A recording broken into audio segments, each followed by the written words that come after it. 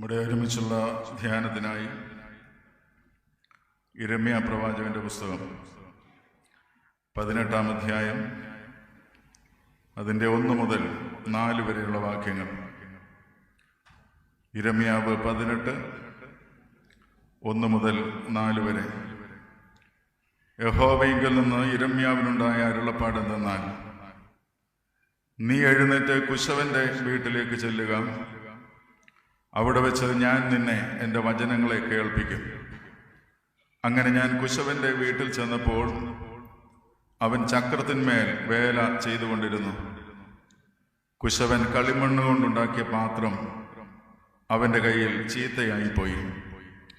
എന്നാൽ കുശവൻ അതിനെ തനിക്ക് തോന്നിയതുപോലെ മറ്റൊരു പാത്രമാക്കി തീർത്തു. കുശവന്റെ കയ്യിൽ പാത്രം ചീത്തയായിപ്പോയി. എന്നാൽ കുശവൻ അതിനെ തനിക്ക് തോന്നിയതുപോലെ മറ്റൊരു പാത്രമാക്കി തീർത്തു. He remade it into another vessel as it pleased the potter to do. പ്രാർത്ഥിക്കാം. നിത്യനായ ദൈവമേ, ഞങ്ങളുടെ സ്വർഗ്ഗസ്ഥ പിതാവേ, നിന്റെ വചനം ഞങ്ങളുടെ കാലുകൾക്ക് ദീപവും പാതകൾക്ക് പ്രകാശവുമാകിയാൽ ഞങ്ങൾ നിന്നെ സ്തുതിക്കുന്നു, സ്തോത്രം ചെയ്യുന്നു. നിന്റെ വചനത്തിലേക്ക് ഞങ്ങൾ നോക്കുന്നു. അവിടുന്ന് കൃത്യമായി ഞങ്ങളോട് സംസാരിക്കണമേ. ഉടഞ്ഞുപോയ ജീവിതങ്ങളെ ഉടച്ചു വാർക്കുന്ന ശില്പിയായ ഉടയവൻ അവിടുന്നാകിയാൽ സ്തോത്രം. ഞങ്ങളുടെ ജീവിതങ്ങളോട് അവിടുന്ന് സംസാരിക്കണം. ഞങ്ങളുടെ പരിസരങ്ങളോട്, ഞങ്ങളുടെ സമൂഹങ്ങളോട്, ഞങ്ങളുടെ സഭകളോട് കർത്താവിൻ്റെ സന്ദേശം ശ്രവിപ്പാൻ ഞങ്ങൾക്കിടയാക്കണം. അടിയൻ്റെ വായിലെ വാക്കുകളും ഞങ്ങളുടെ ഓരോരുത്തരുടെയും ഹൃദയത്തിലെ ധ്യാനവും ദൈവത്തിന് പ്രസാദകരമായിരിക്കണമെന്ന് യേശുവിൻ നാമത്തിൽ അപേക്ഷിക്കുന്നു. കരുണയോടെ കേൾക്കണമേ.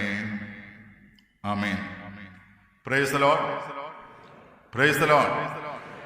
ദൈവത്തിൻ്റെ അതിപരിശുദ്ധ നാമം വാഴ്ത്തപ്പെടുമാറാകട്ടെ. മലങ്കര സുറിയാനി കനനായ സഭയുടെ സമുദായ വലിയ മെത്രാപ്പോലീത്ത അഭിവന്യ കുര്യാക്കോസ് മോർ സേവ്യറിയോസ് തിരുമേനി, സുവിശേഷ സമാജത്തിൻ്റെ വൈസ് പ്രസിഡന്റ് ആയിരിക്കുന്ന ആദരണീയനായ ബെന്നി എബ്രഹാം അച്ഛൻ, അതിൻ്റെ സെക്രട്ടറിയായി പ്രവർത്തിക്കുന്ന ശ്രീ ജിജി എബ്രഹാം അവറുകൾ, ട്രഷറർ ശ്രീ സജി മുണ്ടയ്ക്കൽ, മിഷൻ ഡയറക്ടറായിരിക്കുന്ന ആദരണീയനായ AT എബ്രഹാം അച്ഛൻ, സംഘാടക സമിതിയിലുള്ള ആദരണീയരായ പ്രിയപ്പെട്ടവരെ, ബഹുമാനപ്പെട്ട വൈദിക ശ്രേഷ്ഠരെ, വേദിയിലും സദസ്സിലും ഉപവിഷ്ടരായിരിക്കുന്ന സമുദായ ചുമതലക്കാരെ, സുവിശേഷ സമാജത്തിൻ്റെ ഭാരവാഹികളെ, സന്യസ്തരെ, സുവിശേഷകരെ, കർത്താവിൽ പ്രിയ ദൈവജനമേ, നിങ്ങൾക്കെല്ലാവർക്കും ക്രിസ്തുയേശുവിൻ്റെ നാമത്തിൽ എൻ്റെ സ്നേഹവന്ദനത്തെ ഈ അവസരത്തിൽ ഞാൻ അറിയിക്കുന്നു. മലങ്കര സുറിയാനി കനാനായ സുവിശേഷ സമാജത്തിൻ്റെ ആഭിമുഖ്യത്തിൽ ക്രമീകരിച്ചിരിക്കുന്ന 23ാമത് കനനായ കൺവെൻഷനിൽ നിങ്ങളോടെല്ലാവരോടും ചേർന്ന് സംബന്ധിപ്പാൻ എനിക്കും വലിയവനായ ദൈവം കൃപ ചെയ്തതിനെ ഓർത്ത് ഞാൻ ദൈവത്തെ സ്തുതിക്കുന്നു, സ്തോത്രം ചെയ്യുന്നു.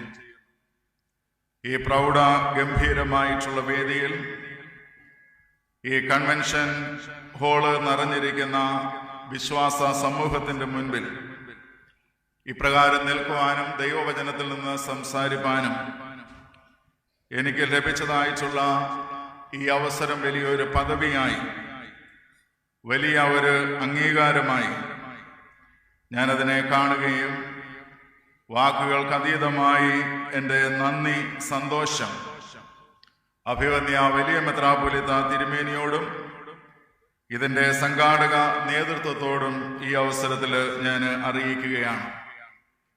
എന്നെ സംബന്ധിച്ച് ഈ ഒരു വേദിയും സദസ്സും വളരെ വ്യത്യസ്തമായിട്ടുള്ള ഒരു അനുഭവമാണ്. ഈ ഘനനായ സഭയെയും അതിൻ്റെ പ്രവർത്തനങ്ങളെയും ഈ നാളുകളിൽ അടുത്തറിയുവാനായിട്ട് ഞാൻ ശ്രമിക്കുകയുണ്ടായി. സുവിശേഷ സമാജം പ്രവർത്തനങ്ങളിൽ പാരീഷ് മിഷന്റെ ആഭിമുഖ്യത്തിൽ നടക്കുന്നതായിട്ടുള്ള പ്രവർത്തനങ്ങൾ കൂടാതെ തന്നെ ഒട്ടനവധി ദൈവരാജ്യ പ്രവർത്തനങ്ങളിൽ വ്യാപൃതമാകുന്ന സാമൂഹ്യ സേവന പ്രവർത്തനങ്ങളിൽ, പുനരുദ്ധാരണ പ്രവർത്തനങ്ങളിൽ, ജീവകാരുണ്യ പ്രവർത്തനങ്ങളിൽ, സാധുസഹായ സംരംഭങ്ങളിലൊക്കെ നിരാലംബരായ കുട്ടികൾക്ക് സംരക്ഷണം നൽകുന്ന പദ്ധതികളും ഭവനരഹിതരില്ലാത്ത സമുദായം എന്ന ആപ്തവാക്യത്തെ ലക്ഷ്യമാക്കി ആവശ്യത്തിലിരിക്കുന്നവരെ സഹായിക്കുന്ന ഒട്ടനവധി സംരംഭങ്ങൾ ഈ സഭയിലൂടെ സാധ്യമാകുന്നു എന്നുള്ളതിനെ ഓർത്ത് ഞാൻ ദൈവത്തെ സ്തുതിക്കുന്നു, സ്തോത്രം ചെയ്യുന്നു. ഇതിന് നല്ല ശക്തമായ നേതൃത്വം നൽകുന്ന അഭിവന്യ വലിയ മെത്രാപ്പോലീത്ത തിരുമേനിയെയും ഇതിൻ്റെ ഭരണസമിതിയെയും പ്രത്യേകം ഞാൻ അഭിനന്ദിക്കുകയും വരുന്ന ആളുകളിൽ അനുഗ്രഹീതമായിട്ടുള്ള ശുശ്രൂഷ തുടർന്ന് നിർവഹിപ്പാൻ ഈ സഭയെ ദൈവം തമ്പുരാൻ എടുത്ത് ഉപയോഗിക്കട്ടെ എന്ന് പ്രാർത്ഥിക്കുകയും എൻ്റെ എല്ലാവിധ ആശംസകളും പ്രാർത്ഥനകളും ഈ അവസരത്തിൽ ഞാൻ അറിയിക്കുകയും ചെയ്യുന്നു. കഴിഞ്ഞ 4 ദിനങ്ങൾ ദൈവവചനവുമായിട്ടുള്ള ബന്ധത്തിൽ സഭയായി ഒരുമിച്ച് ചേർന്ന് വരുവാൻ ദൈവം തമ്പുരാൻ സഹായിച്ചു. ലഭിച്ച എല്ലാ ആത്മീക അനുഭവങ്ങൾക്കായിട്ട് നമുക്ക് ദൈവത്തെ സ്തുതിക്കാം. അനേകരുടെ പ്രാർത്ഥന, അധ്വാനം ഈ കൺവെൻഷൻ അനുഗ്രഹകരമാകുവാൻ മുഖാന്തരമായി തീർന്നു. ലഭിച്ച കൂട്ടായ്മയ്ക്കായിട്ട് നമുക്ക് ദൈവത്തെ സ്തുതിക്കാം. എന്ന് ഇതിനു മുൻപ് പ്രസംഗിച്ച എല്ലാവരും പറഞ്ഞതുപോലെ ദൈവം തന്റെ അഭിഷിക്തരിലൂടെ കഴിഞ്ഞ ദിവസങ്ങളിൽ ദൈവവചനത്തിന്റെ മാറ്റമില്ലാത്ത സന്ദേശങ്ങൾ ലഭിപ്പാൻ ദൈവം തമ്പുരാൻ ഇടയാക്കി. പ്രിയരെ, 5ാമത് രാത്രി യോഗത്തിലാണ് നാം അടുത്ത് വന്നിരിക്കുന്നത്. ഇതിനെ കടശി രാത്രിയായിട്ട് നമുക്ക് മനസ്സിലാക്കുവാനായിട്ട് സാധിക്കും. എങ്ങനെയെങ്കിലും ഒരു വാർഷിക ചടങ്ങ് അവസാനിപ്പിക്കുന്ന ഒരു മനോഭാവത്തിലല്ല, ഒരുക്കത്തോടും പ്രാർത്ഥനയോടും ഈ അവസാന രാത്രി യോഗത്തിൽ സംബന്ധിക്കേണ്ടത് ആവശ്യമായിരിക്കുന്ന സംഗതിയാണ്. ഇതൊരു കണക്കെടുപ്പിന്റെ സമയമാണ്. ഇതൊരു സ്വയം ശോധനയുടെ സമയമാണ്. കേട്ട ദൈവവചനത്തിന്റെ അടിസ്ഥാനത്തിൽ നമ്മുടെ ജീവിതത്തെ ഒന്ന് ശോധന ചെയ്യുവാൻ, പുത്തൻ തീരുമാനങ്ങൾക്ക്, പുനരർപ്പണങ്ങൾക്ക് സാധ്യമായി തീരേണ്ടതായിട്ടുള്ള ഒരു രാത്രിയായിട്ട് ഈ രാത്രിയെ കാണുവാൻ ഇടയാകേണ്ടത് ആവശ്യമായിരിക്കുന്ന സംഗതിയാണ്.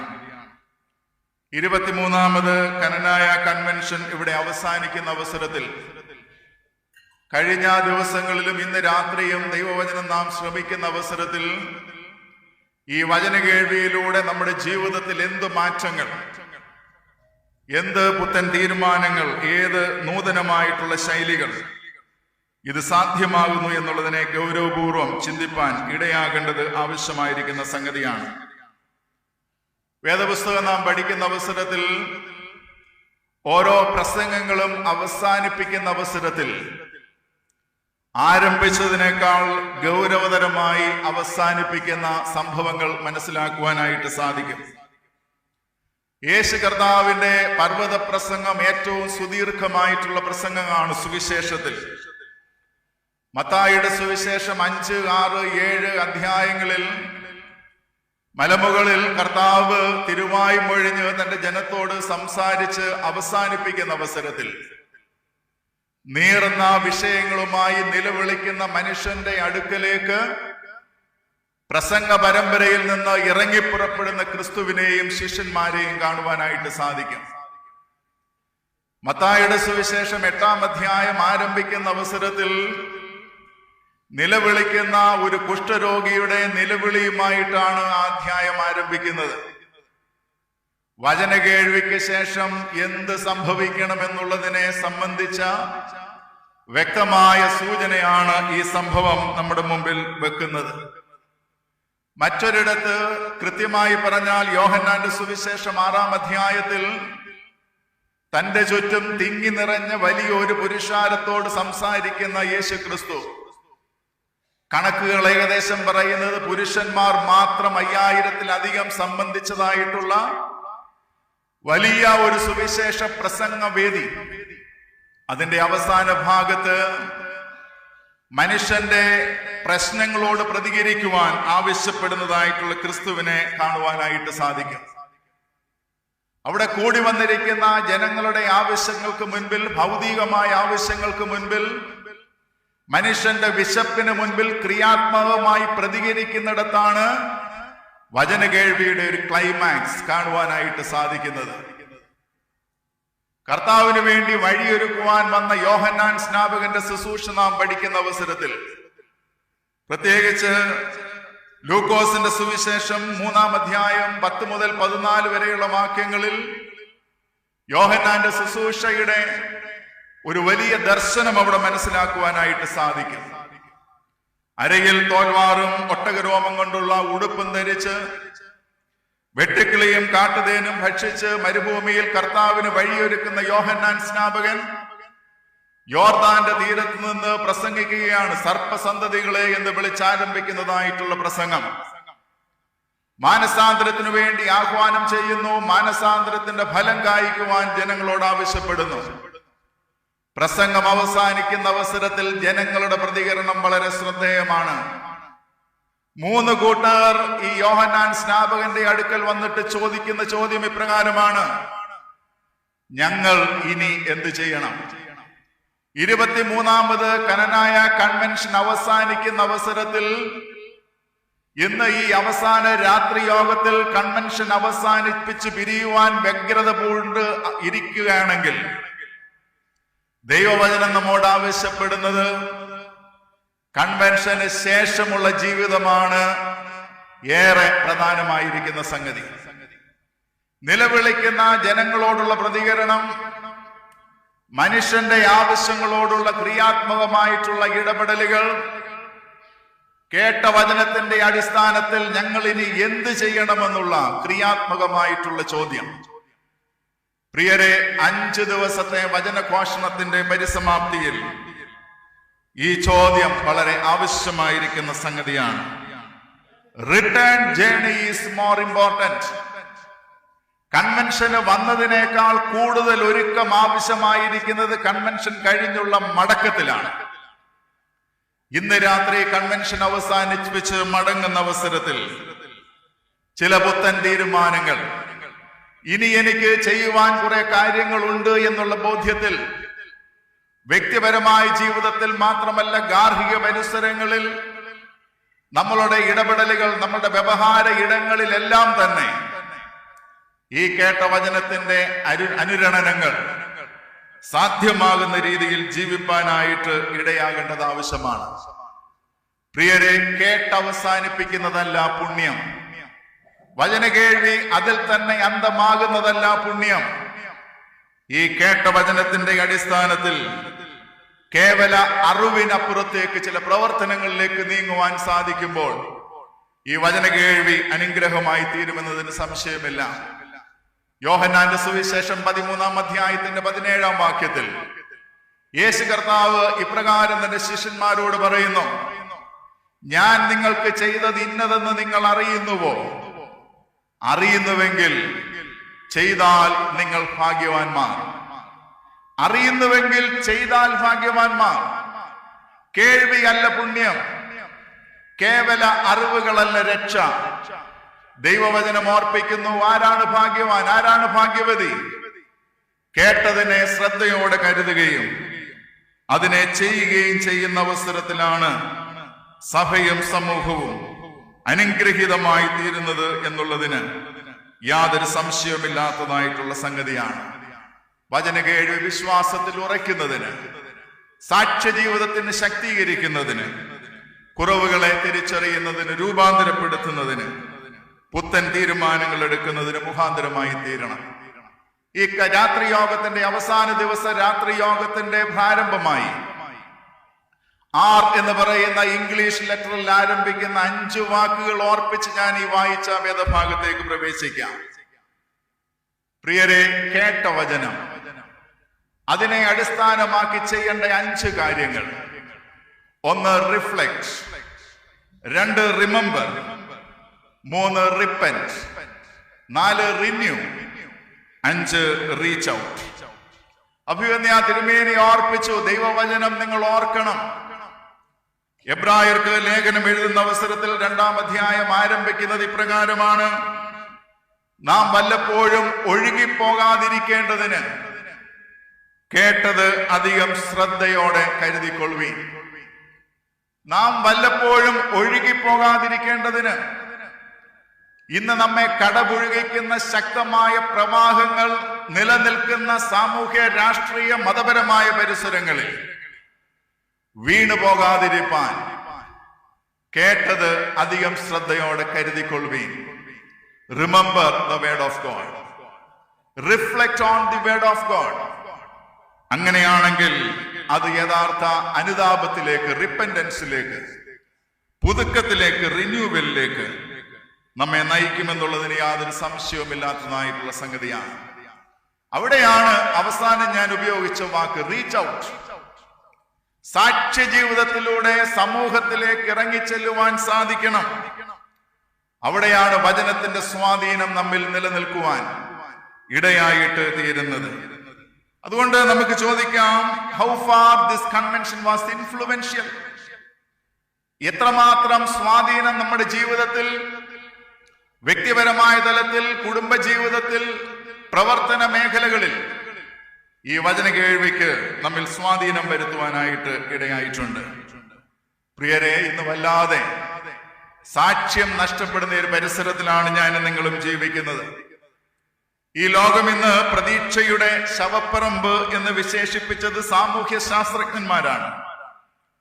അവരിപ്രകാരം പറയുന്നു, ഈ കാലഘട്ടത്തിന്റെ പ്രത്യേകത ഡീവിയേഷൻ ഫ്രം ഫെയ്ത്ത്, വിശ്വാസ വ്യതിക്രമം, ഡിസിന്റഗ്രേഷൻ ഓഫ് ഫാമിലി, കുടുംബ ശൈഥില്യം, ഡിസ്ക്രിമിനേഷൻ ഇൻ സൊസൈറ്റി, സാമൂഹ്യ വേർതിരിവ്, ഡിസോർഡർ ഇൻ നേഷൻ, ദേശീയ ക്രമരാഹിത്യം, ആൻഡ് ഡെഡ്നെസ് ഇൻ വർഷിപ്പ്, ആരാധനയുടെ നിർജീവത. ഈ കാലഘട്ടത്തെ അടയാളപ്പെടുത്തുന്ന 5 വാചകങ്ങളാണ് ഞാൻ ഇപ്പോൾ വായിച്ചത്.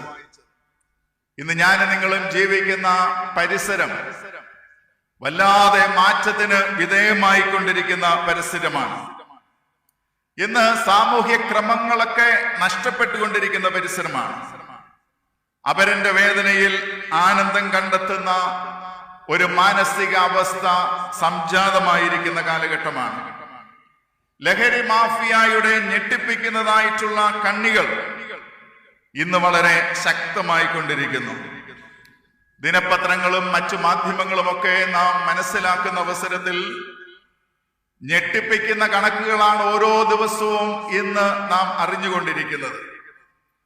വെഞ്ഞാറുമൂട്ടിൽ അഫാന്റെ സംഭവങ്ങളും താമരശ്ശേരിയിലെ ഷഹസാന്റെ സംഭവങ്ങളുമൊക്കെ ഞാനും നിങ്ങളും അറിയുകയും അതൊക്കെ നമ്മെ വല്ലാതെ ഭാരപ്പെടുത്തുകയും പ്രയാസപ്പെടുത്തുകയും ചെയ്യുന്നതായിട്ടുള്ള ഒരു കാലഘട്ടം. കുട്ടികളിൽ വർദ്ധിച്ചു വരുന്നതായിട്ടുള്ള ആക്രമണോത്സുകത വളരെ ഗൗരവമായി കാണേണ്ടതായിട്ടുള്ള സംഗതിയാണ്. ഒരു രീതിയിൽ പറഞ്ഞു കഴിഞ്ഞാൽ മലയാളിയുടെ സാമൂഹിക ജീവിതത്തെ തകിടം മറിക്കുന്ന, ഒരിക്കൽ സമഗ്രമെന്നും ഭദ്രമെന്നും നാം കരുതിയതായിട്ടുള്ള സാഹചര്യങ്ങളൊക്കെ ഇന്ന് വല്ലാതെ തകർന്നു പോകുന്നതായിട്ടുള്ള ഒരു സ്ഥിതിവിശേഷത്തിലാണ്. ഇന്ന് വായിച്ചതായിട്ടുള്ള ഒരു കണക്കിൽ 59 ദിവസങ്ങളുടെ പുറകോട്ടുള്ള കണക്കെടുത്താൽ 70 കൊലപാതകങ്ങൾ നടന്ന നാടാണ് ഞാനും നിങ്ങളും അധിവസിക്കുന്ന ഈ നാട്. ഞാനത് വായിച്ചപ്പോൾ മറ്റൊരു രീതിയിൽ ഒരു കണക്ക് എന്റെ മനസ്സിൽ വന്നു.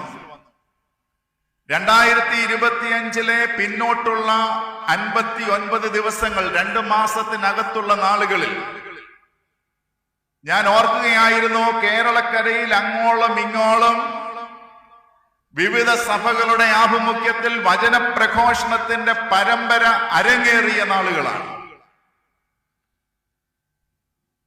ഒരു വശത്ത് കൺവെൻഷനുകളും തീർത്ഥാടനങ്ങളും വചനപ്രഘോഷണങ്ങളും വർദ്ധിക്കുന്ന അവസരത്തിൽ അതേ സാഹചര്യത്തിൽ കൊലപാതകങ്ങളും അക്രമങ്ങളും രക്തച്ചൊരിച്ചിലുകളും ആഘോഷിക്കുന്ന ഒരു പരിസരത്തിലാണ്.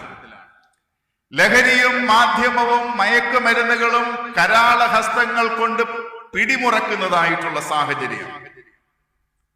പ്രിയരെ, തകർന്നുകൊണ്ടിരിക്കുന്ന കുടുംബങ്ങൾ, തലമുറകൾ, സാമൂഹ്യ പരിസരങ്ങൾ, ഇവയുടെ മധ്യത്തിൽ ഇന്ന് എല്ലാവരും ഒരേ ശബ്ദത്തിൽ പറയുന്ന ഒരു വാക്കുണ്ട്: വീണ്ടെടുപ്പ്.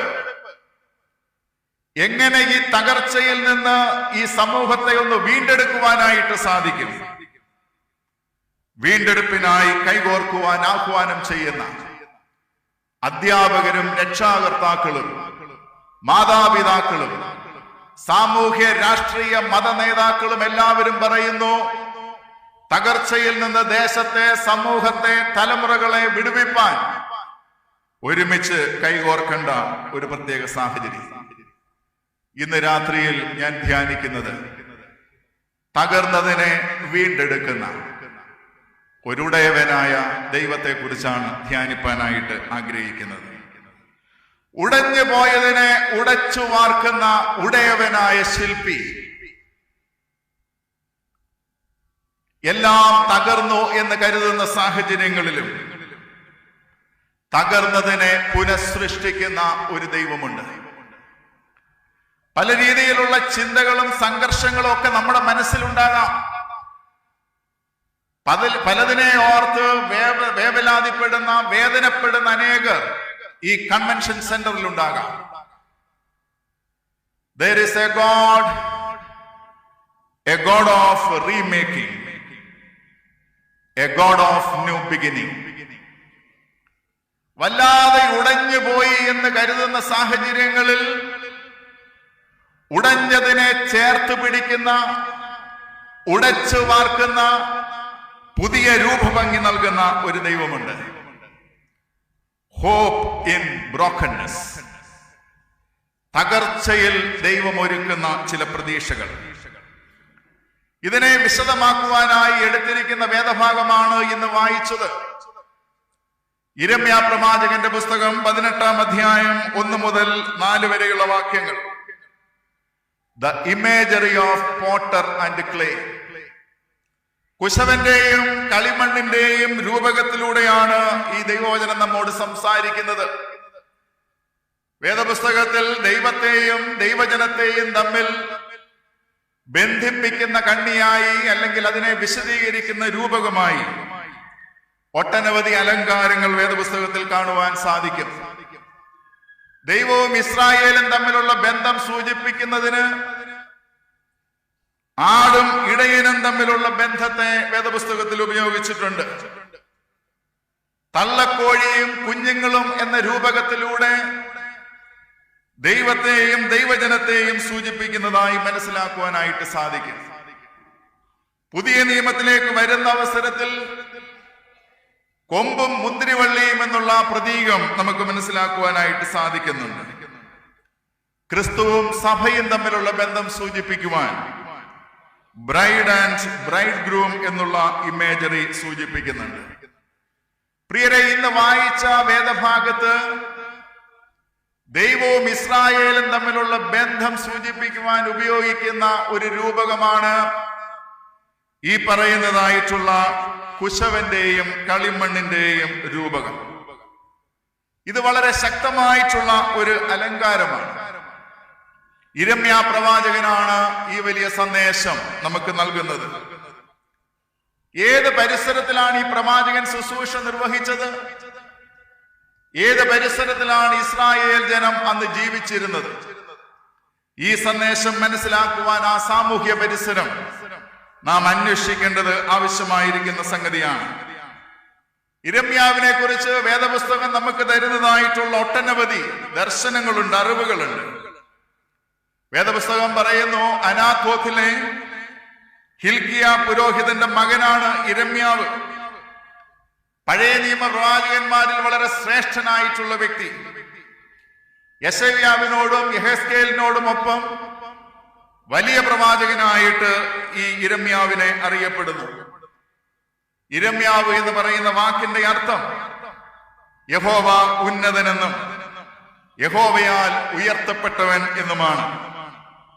God will exalt and God is high. ദൈവവിളിയിൽ തന്നെ സവിശേഷതയുള്ള പ്രവാചകനാണ് യിരെമ്യാവ്. അമ്മയുടെ ഉദരത്തിൽ ഉരുവാകുന്നതിന് മുൻപേ ദൈവം അറിഞ്ഞവൻ. ഗർഭപാത്രത്തിൽ നിന്ന് പുറത്തു വരുന്നതിന് മുമ്പ് തന്നെ ദൈവം വിശുദ്ധീകരിച്ചവൻ. ദൈവം നൽകുന്ന നിയോഗത്തിലും പ്രത്യേകതയുള്ള പ്രവാചകനാണ് അദ്ദേഹം.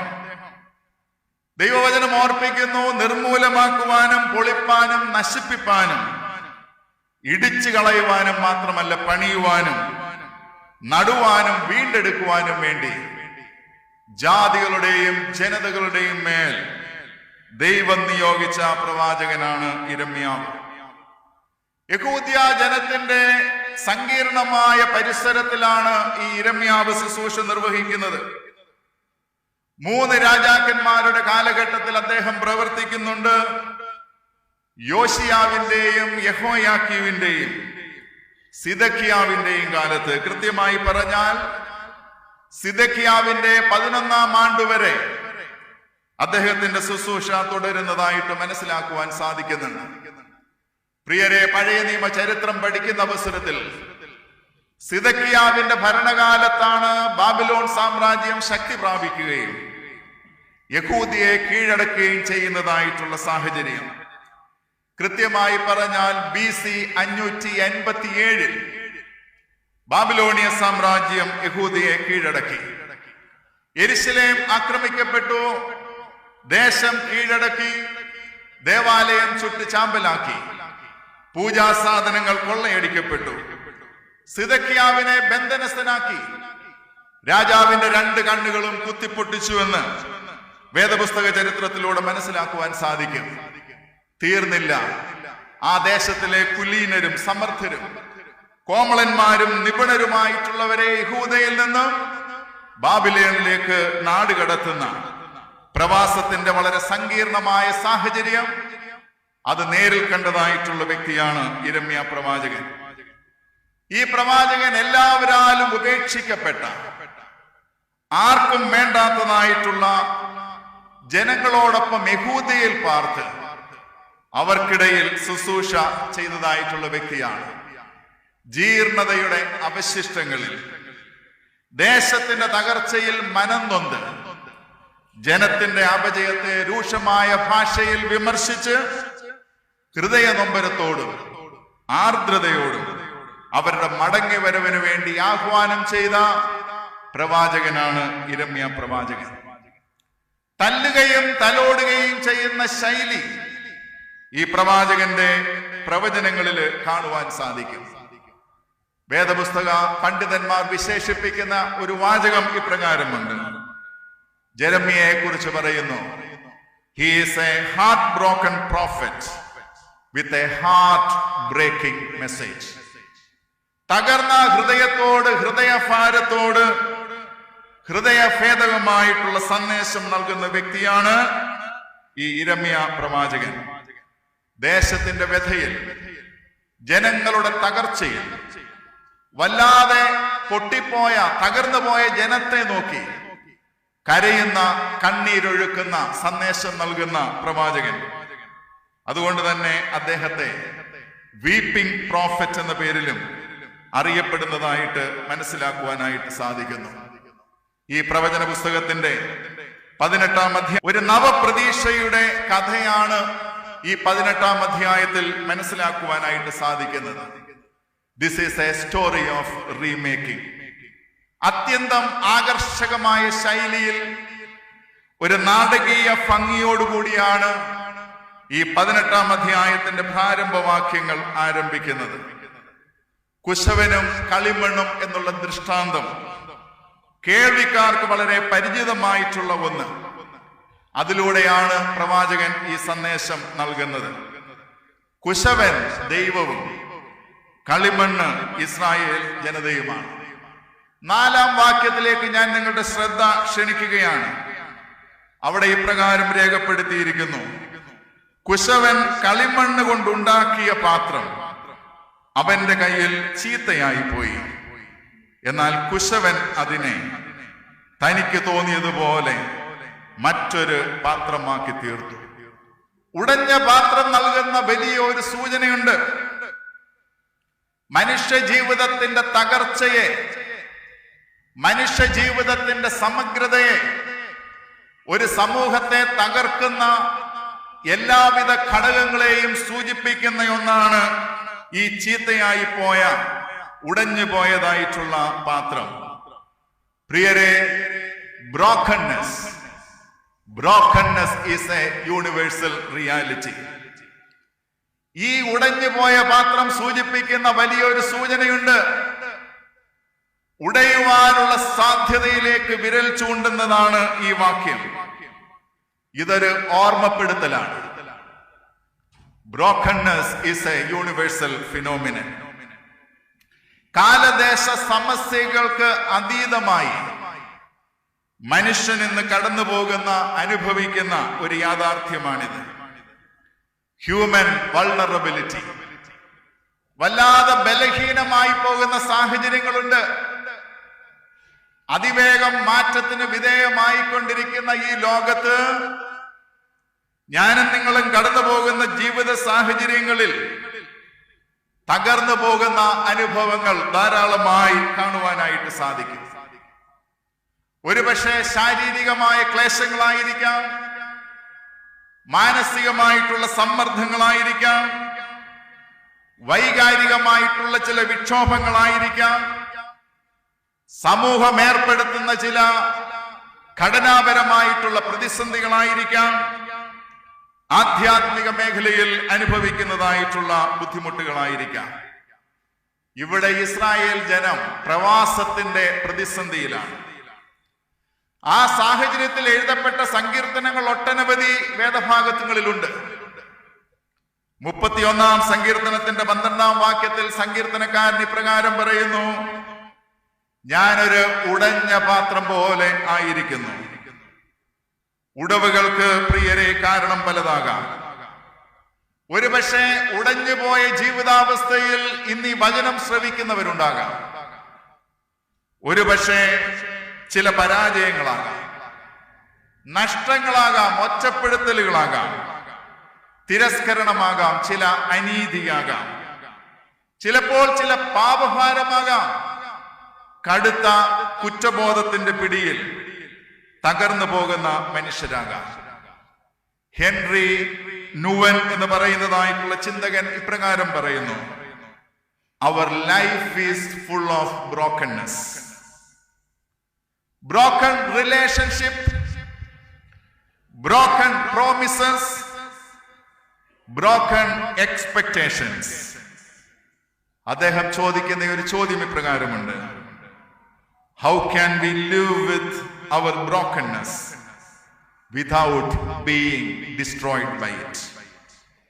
പ്രിയരെ, ഇന്ന് തകരുന്ന ബന്ധങ്ങൾ, തകരുന്നതായിട്ടുള്ള ചില ഉടമ്പടികൾ, തകർന്നു പോകുന്നതായിട്ടുള്ള ചില പ്രതീക്ഷകൾ, ഈ വേദഭാഗം സൂക്ഷ്മമായി വായിക്കുന്ന അവസരത്തിൽ നമ്മെ ചിന്തിപ്പിക്കുന്ന ഒരു പ്രയോഗം അവിടെയുണ്ട്.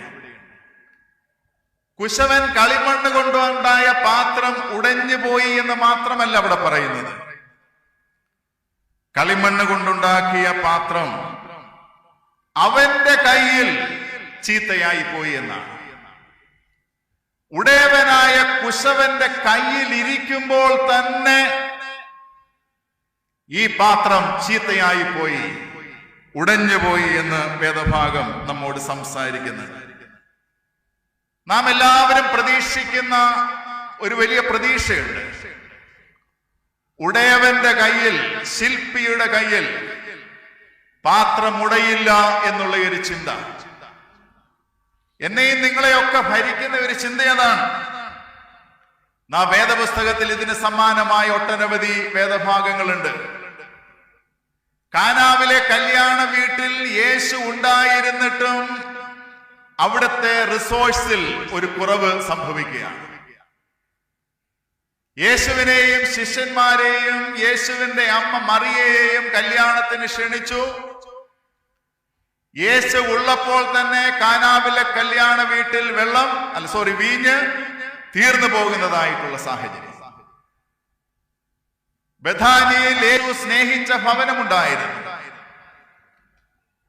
മാർത്തയും മറിയയും അവരുടെ സഹോദരനായ ലാസറിന്റെയും ഭവനം യേശു സ്നേഹിച്ച ഭവനമാണ്. തങ്ങളുടെ സഹോദരൻ ലാസർ ദീനമായി കിടക്കുന്നുവെന്ന് യേശുവിനോട് അറിയിച്ച അവസരത്തിൽ യേശു ധൃതി കൂട്ടി അവിടേക്ക് വരുവാനായിട്ട് ശ്രമിക്കുന്നില്ല. മരിച്ച് അടക്കം ചെയ്ത് 4 നാൾ കഴിഞ്ഞ് നാറ്റം വെച്ച അവസരത്തിൽ അപ്പോഴാണ് യേശു കർത്താവ് അവിടേക്ക് വരുന്നതായിട്ട് മനസ്സിലാക്കുവാൻ സാധിക്കുന്നത്. യേശുവും ശിഷ്യന്മാരും ഒരുമിച്ച് നടത്തുന്നതായിട്ടുള്ള ഒരു ബോട്ട് യാത്രയുടെ വിവരണം നമുക്ക് പരിചയമാണ്. യേശു പടകിൽ ഉറങ്ങുന്നതായിട്ടുള്ള സാഹചര്യം പടകിൽ ഉണ്ടായിരുന്നിട്ടും കാറ്റിലും കോളിലും അകപ്പെടുന്ന ഭീതിജനകമായ സാഹചര്യത്തിൽ നിലവിളിക്കുന്ന ശിഷ്യന്മാരെ കാണുവാനായിട്ട് സാധിക്കും. ഇവിടെ ഈ വേദഭാഗത്ത് പറയുന്നു, കുശവന്റെ കയ്യിൽ, ഉടയവന്റെ കയ്യിൽ, ശില്പിയുടെ കയ്യിൽ ഈ പാത്രം ചീത്തയായി പോകുന്നതായിട്ടുള്ള സാഹചര്യം. പ്രിയരെ, യേശു സാന്നിധ്യം നൽകുന്ന കരുത്തെന്താണ്? ഉറപ്പെന്താണ്? ഞാനൊരു വിദ്യാർത്ഥിയായിരുന്ന അവസരത്തിൽ എനിക്കൊരു ചിന്തയുണ്ടായിരുന്നു, ഈ അച്ഛന്മാർക്ക് വലിയ സങ്കടങ്ങളൊന്നുമില്ല. എന്റെ സ്ഥലം കായംകുളത്തിനടുത്ത് കാപ്പിൽ ഞക്കനാൽ എന്ന് പറയുന്നതായിട്ടുള്ള ഒരു സ്ഥലമാണ്. അവിടെ ഞങ്ങൾക്ക് വികാരിയായി വരുന്ന അച്ഛന് അന്ന് ഒരച്ഛന് 4 ഇടവകളുടെ ചുമതലകളുണ്ട്. മാസത്തിൽ ഒരിക്കലാണ് ഈ അച്ഛൻ ഞങ്ങളുടെ ഇടവകയ്ക്കായിട്ട് വന്ന് ശുശ്രൂഷകൾ നിർവഹിക്കുന്നതും കൂടുതൽ സമയം ഞങ്ങൾക്ക് വേണ്ടി നൽകുന്നത്. ആ അവസരത്തില് ഭവനങ്ങളൊക്കെ സന്ദർശിക്കും. ആരെങ്കിലുമൊക്കെ കൂടെ അച്ഛനോടൊപ്പം കൊണ്ടുപോകും. അപ്പോൾ അച്ഛനോടൊപ്പം പോകുവാൻ വേണ്ടി തയ്യാറായി നിൽക്കുന്ന ചില യുവജനങ്ങൾ അവിടെയുണ്ട്. അവരിൽ ഒരാളായിരുന്നു ഞാൻ. അച്ഛൻ വന്ന് വിളിക്കുവാൻ വേണ്ടി ഇങ്ങനെ കാത്തിരിക്കുകയാണ്. അങ്ങനെയുള്ള അവസരത്തിൽ അച്ഛനോടൊപ്പം പോകുന്നത് വളരെ സന്തോഷമാണ്. അച്ഛനോടൊപ്പം പോകുന്ന അവസരത്തിൽ പ്രത്യേക ഒരു വലിയ ഗമയാണ് നമുക്ക്. കാരണം അന്ന് അച്ഛനുണ്ടായിരുന്ന ഒരു STയുടെ ബൈക്ക് ഉണ്ട്. അച്ഛനോടൊപ്പം ബൈക്കിന്റെ പുറകിൽ ജംഗ്ഷനിൽ കൂടി പോകുമ്പോൾ എന്തോ വലിയൊരു സന്തോഷം. ചെല്ലുന്ന ഇടങ്ങളിലൊക്കെ അച്ഛന് ലഭിക്കുന്ന സ്വീകരണത്തിൽ ഒരു പങ്ക് നമുക്ക് ലഭിക്കുന്നതിന്റെ ഒരു സന്തോഷം. അന്ന് വിദ്യാർത്ഥിയായിരുന്ന യുവാവായിരുന്ന ഞാൻ ഈ അച്ഛനോടൊപ്പമുള്ള സഞ്ചാരത്തിൽ, സന്ദർശനത്തിൽ ഇപ്രകാരം കരുതി, സങ്കടങ്ങളുള്ള ഭവനങ്ങളിലൊക്കെ സന്ദർശിച്ച് വീട്ടുകാരുടെ സങ്കടങ്ങളൊക്കെ ശ്രവിച്ച് അവരുടെ സങ്കടത്തിൽ പങ്കുചേർന്ന് പ്രാർത്ഥിക്കുന്ന ഈ പട്ടക്കാരനെ ഞാൻ കൗതുകത്തോടെ നോക്കി നിന്നിട്ടുണ്ട്. പ്രിയരെ, ഒട്ടും അതിശയോക്തിയില്ലാതെ ഞാൻ പറയട്ടെ, കണ്ണുനീരോടെ സങ്കടം പങ്കിട്ട് പട്ടക്കാരന്റെ പ്രാർത്ഥനയിൽ സംബന്ധിച്ച് ആമീനും ആശീർവാദവും സ്വീകരിച്ച് പട്ടക്കാരൻ യാത്ര പറയുവാൻ തുടങ്ങുന്ന അവസരത്തിൽ കരഞ്ഞു നിന്നവരുടെ മുഖത്ത് ഞാൻ കണ്ട ഒരു ശോഭയുണ്ട്. സങ്കടപ്പെട്ട് നിന്നവരുടെ മുഖത്ത് ഞാൻ കണ്ട ഒരു ആശ്വാസമുണ്ട്.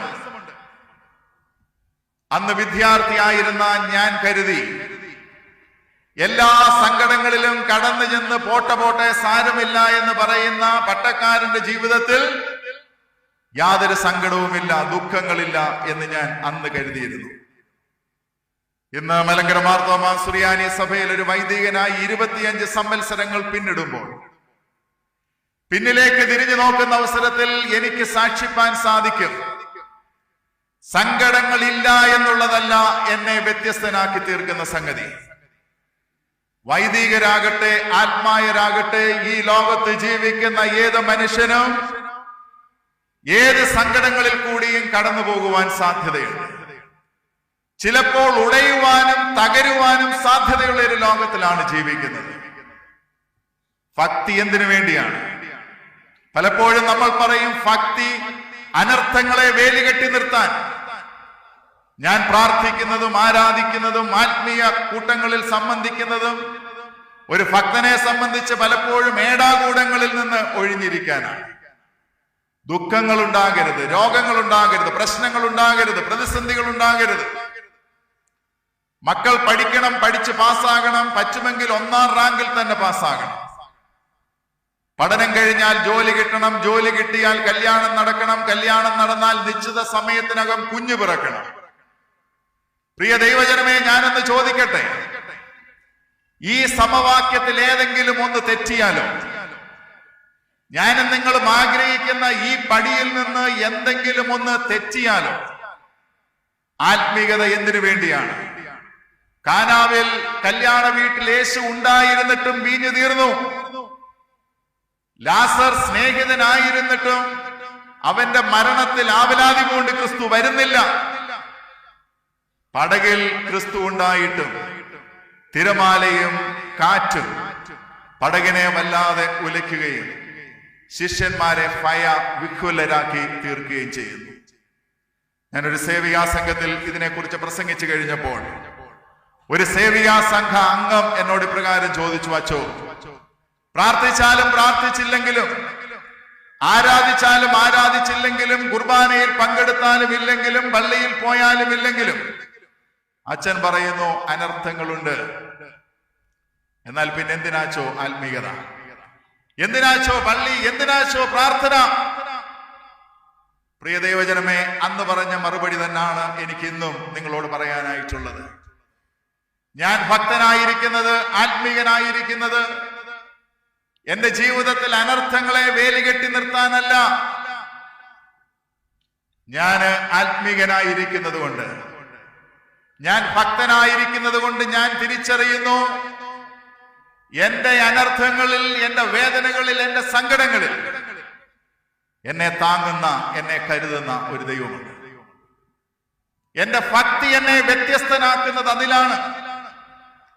എന്റെ ആത്മീയത എന്നെ വ്യത്യസ്തനാക്കുന്നത് അതിലാണ്. ദുഃഖങ്ങളില്ല എന്നുള്ളതല്ല ഒരു ഭക്തന്റെ ലക്ഷണം. ഉടയുവാനും തകരുവാനും സാധ്യതയുള്ള ഒരു ലോകത്ത് ജീവിക്കുമ്പോൾ ഞാൻ അനുഭവിക്കുന്ന ഏത് തകർച്ചയുടെയും വേദനയുടെയും മധ്യത്തിലും എന്നെ ചേർത്ത് പിടിക്കുന്ന ഒരു ദൈവമുണ്ടെന്നുള്ള ബോധ്യമാണ് എന്റെ ഭക്തിയെ സാധൂകരിക്കുന്നതായിട്ടുള്ള സംഗതി. ഉടഞ്ഞതിനെ, തകർന്നതിനെ ചേർത്ത് പിടിക്കുന്നതായിട്ടുള്ള ഒരു ദൈവം.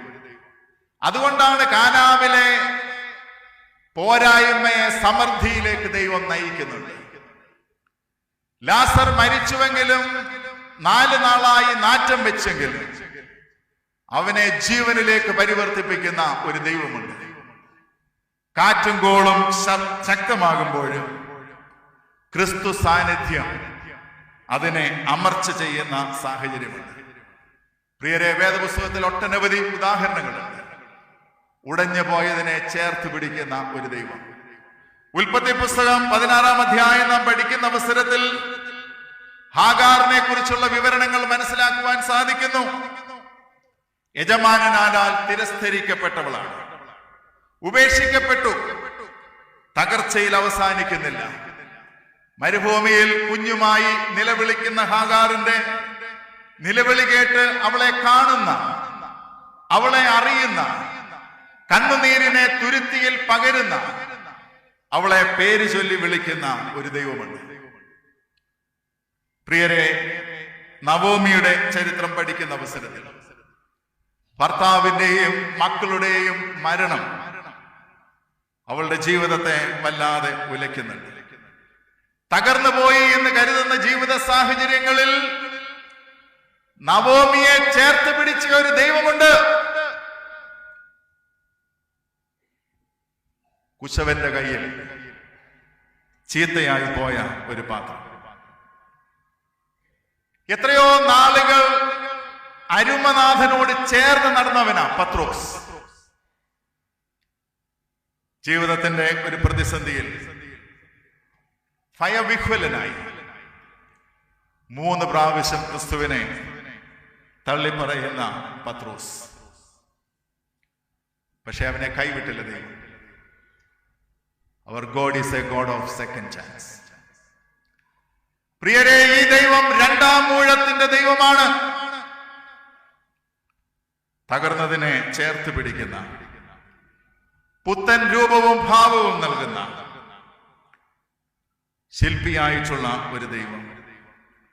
ലോകത്തിന്റെ ദൃഷ്ടിയിൽ പരാജയപ്പെടുന്ന മനുഷ്യനും ഉടഞ്ഞു പോകുന്ന പാത്രത്തിനും പ്രത്യേക സ്ഥാനമില്ല. വേഗം പുറത്തു കളയും. നമ്മുടെ കുടുംബങ്ങളിൽ പോലും അങ്ങനെയല്ലേ? ബന്ധങ്ങളിൽ പോലും അങ്ങനെയല്ലേ? ചിലപ്പോഴൊക്കെ സഭയ്ക്കുള്ളിൽ അങ്ങനെ സംഭവിക്കുന്നില്ലേ? പരാജയപ്പെട്ടവനെന്നും പുറത്താണ്. പരാജയപ്പെട്ടവന് എല്ലായിടങ്ങളിലും സ്ഥാനം നഷ്ടപ്പെടുന്ന ഒരു ലോകമാണ്. അലങ്കരിക്കപ്പെട്ട ഇടങ്ങളിലൊന്നും അങ്ങനെയുള്ളവർക്ക് സ്ഥാനം ലഭിക്കാറില്ല. എന്നാൽ ഈ വേദഭാഗം പറയുന്നു, ഉടയവന്റെ കയ്യിൽ ഉടഞ്ഞതിനും സ്ഥാനമുണ്ട്. ഉടയവന്റെ കയ്യിൽ ഉടഞ്ഞതിനും സ്ഥാനമുണ്ട്. അവനതിനെ എറിഞ്ഞു കളയുന്നില്ല, മറന്നു കളയുന്നില്ല. പൂർണ്ണമായി ഉപേക്ഷിക്കപ്പെടാതെ ഉപേക്ഷിക്കാമായിരുന്നതിനെ പുനഃസൃഷ്ടി ചെയ്യുന്ന ഒരു ദൈവം. പ്രിയരെ, മനുഷ്യരെ പുതുക്കുവാൻ ദൈവത്തിന് മാത്രമേ കഴിയൂ. നിന്റെ തകർച്ചയും നിന്റെ വീഴ്ചയും തമ്പുരാന്റെ കരങ്ങളിലാണെങ്കിൽ അവൻ നിന്നെ ഒരു മാനപാത്രമായി രൂപാന്തരപ്പെടുത്തും എന്നുള്ളതിന് സംശയമില്ല. ആരെങ്കിലും ഇന്ന് ഭാരത്തോടെ ഇന്ന് ഈ വചനം കേൾക്കുന്നെങ്കിൽ, തകർന്നു പോയതിന്റെ വ്യഥയിൽ ഇന്ന് ഈ വചനത്തിന്റെ മുമ്പിലായിരിക്കുന്നെങ്കിൽ, ഈ ദൈവവചനം നൽകുന്ന ഒരു ഗ്യാരന്റി ഉണ്ട്, ഒരു ഉറപ്പുണ്ട്. തിരിച്ചു പിടിക്കാനാകാത്ത വിധം ആരും നഷ്ടമായിട്ടില്ല. ഒട്ടനവധി സഹനാനുഭവങ്ങളിലൂടെ കടന്നുപോയ മനുഷ്യനാണ് ഇയ്യോബ്. അദ്ദേഹത്തെ കുറിച്ച് പറയുന്നു, നീതിമാനായിരുന്നു, നിഷ്കളങ്കനായിരുന്നു, നേരുള്ളവനായിരുന്നു, ദോഷം വിട്ടകന്നവനായിരുന്നു.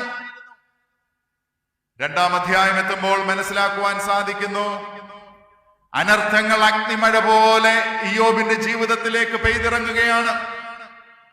മൃഗസമ്പത്ത് നഷ്ടമായി, ദാസദാസി സമ്പത്ത് നഷ്ടമായി, ആകാശത്ത് നിന്ന് തീ വീണ് എല്ലാം കത്തി നശിക്കുന്നു. മരുഭൂമിയിൽ നിന്ന് കൊടുങ്കാറ്റ് വീശി വീടിന്റെ 4 മൂലയ്ക്കും അതിനെ നാമാവശേഷമാക്കിക്കൊണ്ട് യൗവനക്കാർ മരിക്കുന്നു. ഉള്ളങ്കാൽ മുതൽ നെറുക വരെ പരുക്കൾ ബാധിച്ച് ഓട്ട് കഷ്ണം കൊണ്ട് തന്നെത്താൻ ചുരണ്ടി എല്ലാവരാലും തള്ളപ്പെട്ട വല്ലാത്ത ഒരു സ്ഥിതിവിശേഷത്തിൽ എത്തപ്പെടുന്ന ഇയ്യോബിന്റെ ചരിത്രം. ഇയ്യോബ് പറയുന്നു, നഗ്നനായി വന്നു, ഞാന് നഗ്നനായി തന്നെ പോകും. പ്രിയരെ, 42 അധ്യായങ്ങളാണ് അവന്റെ വ്യഥയുടെ ചരിത്രം വിശദീകരിക്കുന്നത്. 42-ാം അധ്യായത്തിന്റെ 10-ാം വാക്യത്തിൽ ഇപ്രകാരം രേഖപ്പെടുത്തിയിരിക്കുന്നു, യഹോവ ഇയ്യോബിന്റെ സ്ഥിതിക്ക് ഭേദം വരുത്തി. മുമ്പേ ഉണ്ടായിരുന്നതൊക്കെയും യഹോവ ഇയ്യോബിന് ഇരട്ടിയായി നൽകി. പ്രിയ ദൈവ പൈതലേ, നീ ഉടയുന്നതും ഉലയുന്നതും തമ്പുരാന്റെ കരങ്ങളിലാണെങ്കിൽ അവൻ നിന്നെ പുനഃസൃഷ്ടി ചെയ്യും, വീണ്ടെടുക്കുമെന്നുള്ളതിന് യാതൊരു സംശയവുമില്ലാത്തതായിട്ടുള്ള സംഗതിയാണ്.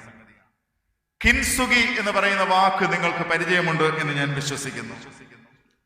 ഒരു ജാപ്പനീസ് ആർട്ടിന്റെ പേരാണ് കിൻസുഗി. ജപ്പാൻ കലാരൂപമാണ്. പൊട്ടിപ്പോയ ചായക്കോപ്പകളും മൺപാത്രങ്ങളുമൊക്കെ ഒട്ടിച്ച് ചേർക്കുന്ന ഒരു കലാബിരുദാണ് ഈ കിൻസുഗി. മരക്കറകളും അതുപോലെ തന്നെ പശയുമൊക്കെ ഈ പല പദാർത്ഥങ്ങളുമായി മിക്സ് ചെയ്ത് ഒരു പാത്രത്തിന്റെ എല്ലാ മുറിപ്പാടുകളെയും അംഗീകരിച്ച് അതിനെ കരുത്തുള്ളതാക്കി ഒട്ടിച്ചു ചേർക്കുന്ന ഒരു പ്രത്യേക കരവിരുതാണ് ഈ കിൻസുഗി ആർട്ട് എന്ന് പറയുന്നത്. നിന്റെ മുറിപ്പാടുകളെ അഴകുള്ളതാക്കുന്ന, ജീവിതത്തിൽ സംഭവിച്ചു പോയിട്ടുള്ള പൊട്ടലുകളും പോറലുകളും മുറിവുകളും മാറ്റുന്ന, ഒരു ശില്പിയാം ദൈവം. ആ ദൈവത്തെയാണ് ഈ വേദഭാഗം നമ്മുടെ മുമ്പിൽ വെക്കുന്നത്. പ്രിയരെ, എല്ലാം തികഞ്ഞവരില്ല, പൂർണ്ണത അവകാശപ്പെടാവുന്ന മനുഷ്യരില്ല. എന്നാൽ നിന്റെ അപൂർണതകളും നിന്റെ കുറവുകളും ദൈവം തമ്പുരാന്റെ കരങ്ങളിലേക്ക് അർപ്പിക്കുന്ന അവസരത്തിൽ തമ്പുരാന് നികത്താനാവാത്ത യാതൊരു വിള്ളലുകളുമില്ല എന്നുള്ളത് ഈ വേദഭാഗം നമ്മെ ഓർപ്പിക്കുകയാണ്. അഖിലാണ്ടത്തിന്റെ ഉടയവനും സർവചരാചരങ്ങളുടെയും സൃഷ്ടാവുമായ ദൈവത്തിന്റെ കരങ്ങളിലേക്ക് നമ്മെ ഏൽപ്പിക്കുന്ന അവസരത്തിൽ നമ്മുടെ ഉടവുകളെ പരിഹരിക്കുവാൻ ഈ തമ്പുരാന് സാധിക്കുമെന്നുള്ളതിന് സംശയമില്ലാത്തതായിട്ടുള്ള സംഗതിയാണ്. ഈ വേദഭാഗം അതുകൊണ്ട് നമ്മോട് സംസാരിക്കുന്നു. Brokenness is A universal phenomenon. എല്ലാ മനുഷ്യരും കടന്നു പോകുന്ന സാഹചര്യങ്ങളിൽ ഉടയുവാൻ സാധ്യതയുള്ള ലോകത്താണ് ജീവിക്കുന്നതെന്നുള്ള ബോധ്യം ഈ ദൈവവചനം ഇന്ന് നമുക്ക് നൽകുകയാണ്. എന്നാൽ അതോടൊപ്പം ഞാൻ ഓർപ്പിച്ചുവല്ലോ, the remaking hands of God are at work. ദൈവത്തിന്റെ പുനഃസൃഷ്ടിക്കുന്ന കരം, റീമേക്കിംഗ് ഹാൻഡ്സ് ഓഫ് ഗോഡ്, എപ്പോഴും കർമ്മനിരതമായിട്ടുള്ള കരങ്ങളാണ്. പലപ്പോഴും നമ്മുടെ സങ്കടങ്ങളിൽ നാം ചോദിക്കും, ദൈവം എവിടെ? Where is God in times of our adversities? പ്രവാചകനും അഭിമുഖീകരിക്കുന്ന പ്രശ്നം അതാണ്. പ്രവാസം തകർത്ത പരിസരങ്ങളിൽ എവിടെയാണ് ദൈവം? ദൈവവിശ്വാസം പോലും കടപുഴകിയ ഒരു ജനതയാണിപ്പോൾ ഈ പ്രവാസത്തിലുള്ള ഇസ്രായേൽ. ഒരിക്കൽ അവർക്കൊരു സ്വകാര്യ അഹങ്കാരമുണ്ടായിരുന്നു. ദൈവത്തിന്റെ സ്വന്തം ജനമായ ഇസ്രായേലിനെ സംബന്ധിച്ച് അവർക്കൊന്നും തിന്മ ഭവിക്കയില്ല എന്നുള്ള വലിയൊരു ചിന്ത. എന്നാൽ ഇതാ ബാബിലോണിന്റെ ആക്രമത്തിൽ എല്ലാം തകർന്ന് ഇരിക്കുന്നതായിട്ടുള്ള ഈ ജനതയെ സംബന്ധിച്ച് ഇപ്പോൾ അവർ നിരാശയിലാണ്. ദൈവം പോലും കൈവിട്ടു എന്നുള്ള ചിന്ത, ഗോഡ് ഫോർസേക്കൻനെസ്. ഇത് പലപ്പോഴും നമുക്കൊക്കെ സംഭവിക്കുന്നതായിട്ടുള്ള സംഗതിയാണ്. യേശു കർത്താവ് പോലും കുരിശിന്റെ അനുഭവത്തിൽ നിലവിളിക്കുമ്പോൾ ഇപ്രകാരം ചോദിക്കുന്നുണ്ട്, ദൈവമേ ദൈവമേ നീ എന്നെ കൈവിട്ടതെന്ത്? നമ്മുടെ സഹനങ്ങളിൽ വല്ലാതെ നിലവിളിക്കുന്ന ഒരു ചോദ്യമാണ്. 13-ാം സങ്കീർത്തനത്തിൽ സങ്കീർത്തനക്കാരൻ ചോദിക്കുന്നു, യഹോവേ നീ എത്രത്തോളം നീ എന്നെ മറന്നുകൊണ്ടിരിക്കും? നിന്റെ മുഖത്തെ ഞാൻ കാണാതെ വണ്ണം നീ എത്രത്തോളം മറയ്ക്കും? How long O Lord? ചിലപ്പോൾ നമ്മുടെ സങ്കടങ്ങളിൽ നമ്മൾ ചോദിക്കും, കർത്താവേ എത്ര നാളായി ഞാൻ സഹിക്കുന്നു, എത്രയോ ചാൻസ് ആയിട്ട് ഞാൻ ശ്രമിക്കുന്നു, എന്റെ ജീവിതത്തില് ദിവസം പ്രതി ഞാൻ ദുഃഖം അനുഭവിക്കുന്നു. How long? പലപ്പോഴും സഹിച്ചു മടുക്കുന്നവന്റെ ചോദ്യമാണിത്. ഇസ്രായേലിനോട് മറ്റുള്ള ജാതികൾ ചോദിക്കുന്നുണ്ട്, നിന്റെ ദൈവം എവിടെ? 10-ാം സങ്കീർത്തനത്തിന്റെ 11-ാം വാക്യത്തിൽ സങ്കീർത്തനക്കാരൻ പറയുന്നു, ദൈവം എന്നെ മറന്നിരിക്കുന്നു. പലപ്പോൾ നമ്മളും ചോദിക്കും, വല്ലാതെ ഉടയുമ്പോൾ, എന്റെ രോഗത്തിൽ, എന്റെ തകർച്ചയിൽ, എന്റെ കടഭാരത്തിൽ, എന്റെ തലമുറയുടെ പരാജയങ്ങളിൽ, പരീക്ഷകളിൽ ദൈവമേ നീ എവിടെ എന്ന് ചോദിക്കുന്ന ചോദ്യം. പ്രവാചകനും സമാനമായിട്ടുള്ള ഒരു അനുഭവത്തിലാണ്. വായിച്ച 18-ാം അധ്യായത്തിന്റെ 3-ാം വാക്യത്തിൽ യഹോവയായ ദൈവം പ്രവാചകനോട് പറയുന്നു, സഹനങ്ങളിൽ നിന്റെ ദൈവം എവിടെ, എന്ത് ചെയ്യുന്നു എന്നുള്ള ചോദ്യത്തിന് ഉത്തരമായി ഞാൻ നിനക്ക് മറുപടി ഒരുക്കിയിട്ടുണ്ട്. ആ മറുപടി ഗ്രഹിക്കുവാൻ നീ ഒരു കാര്യം ചെയ്യണം.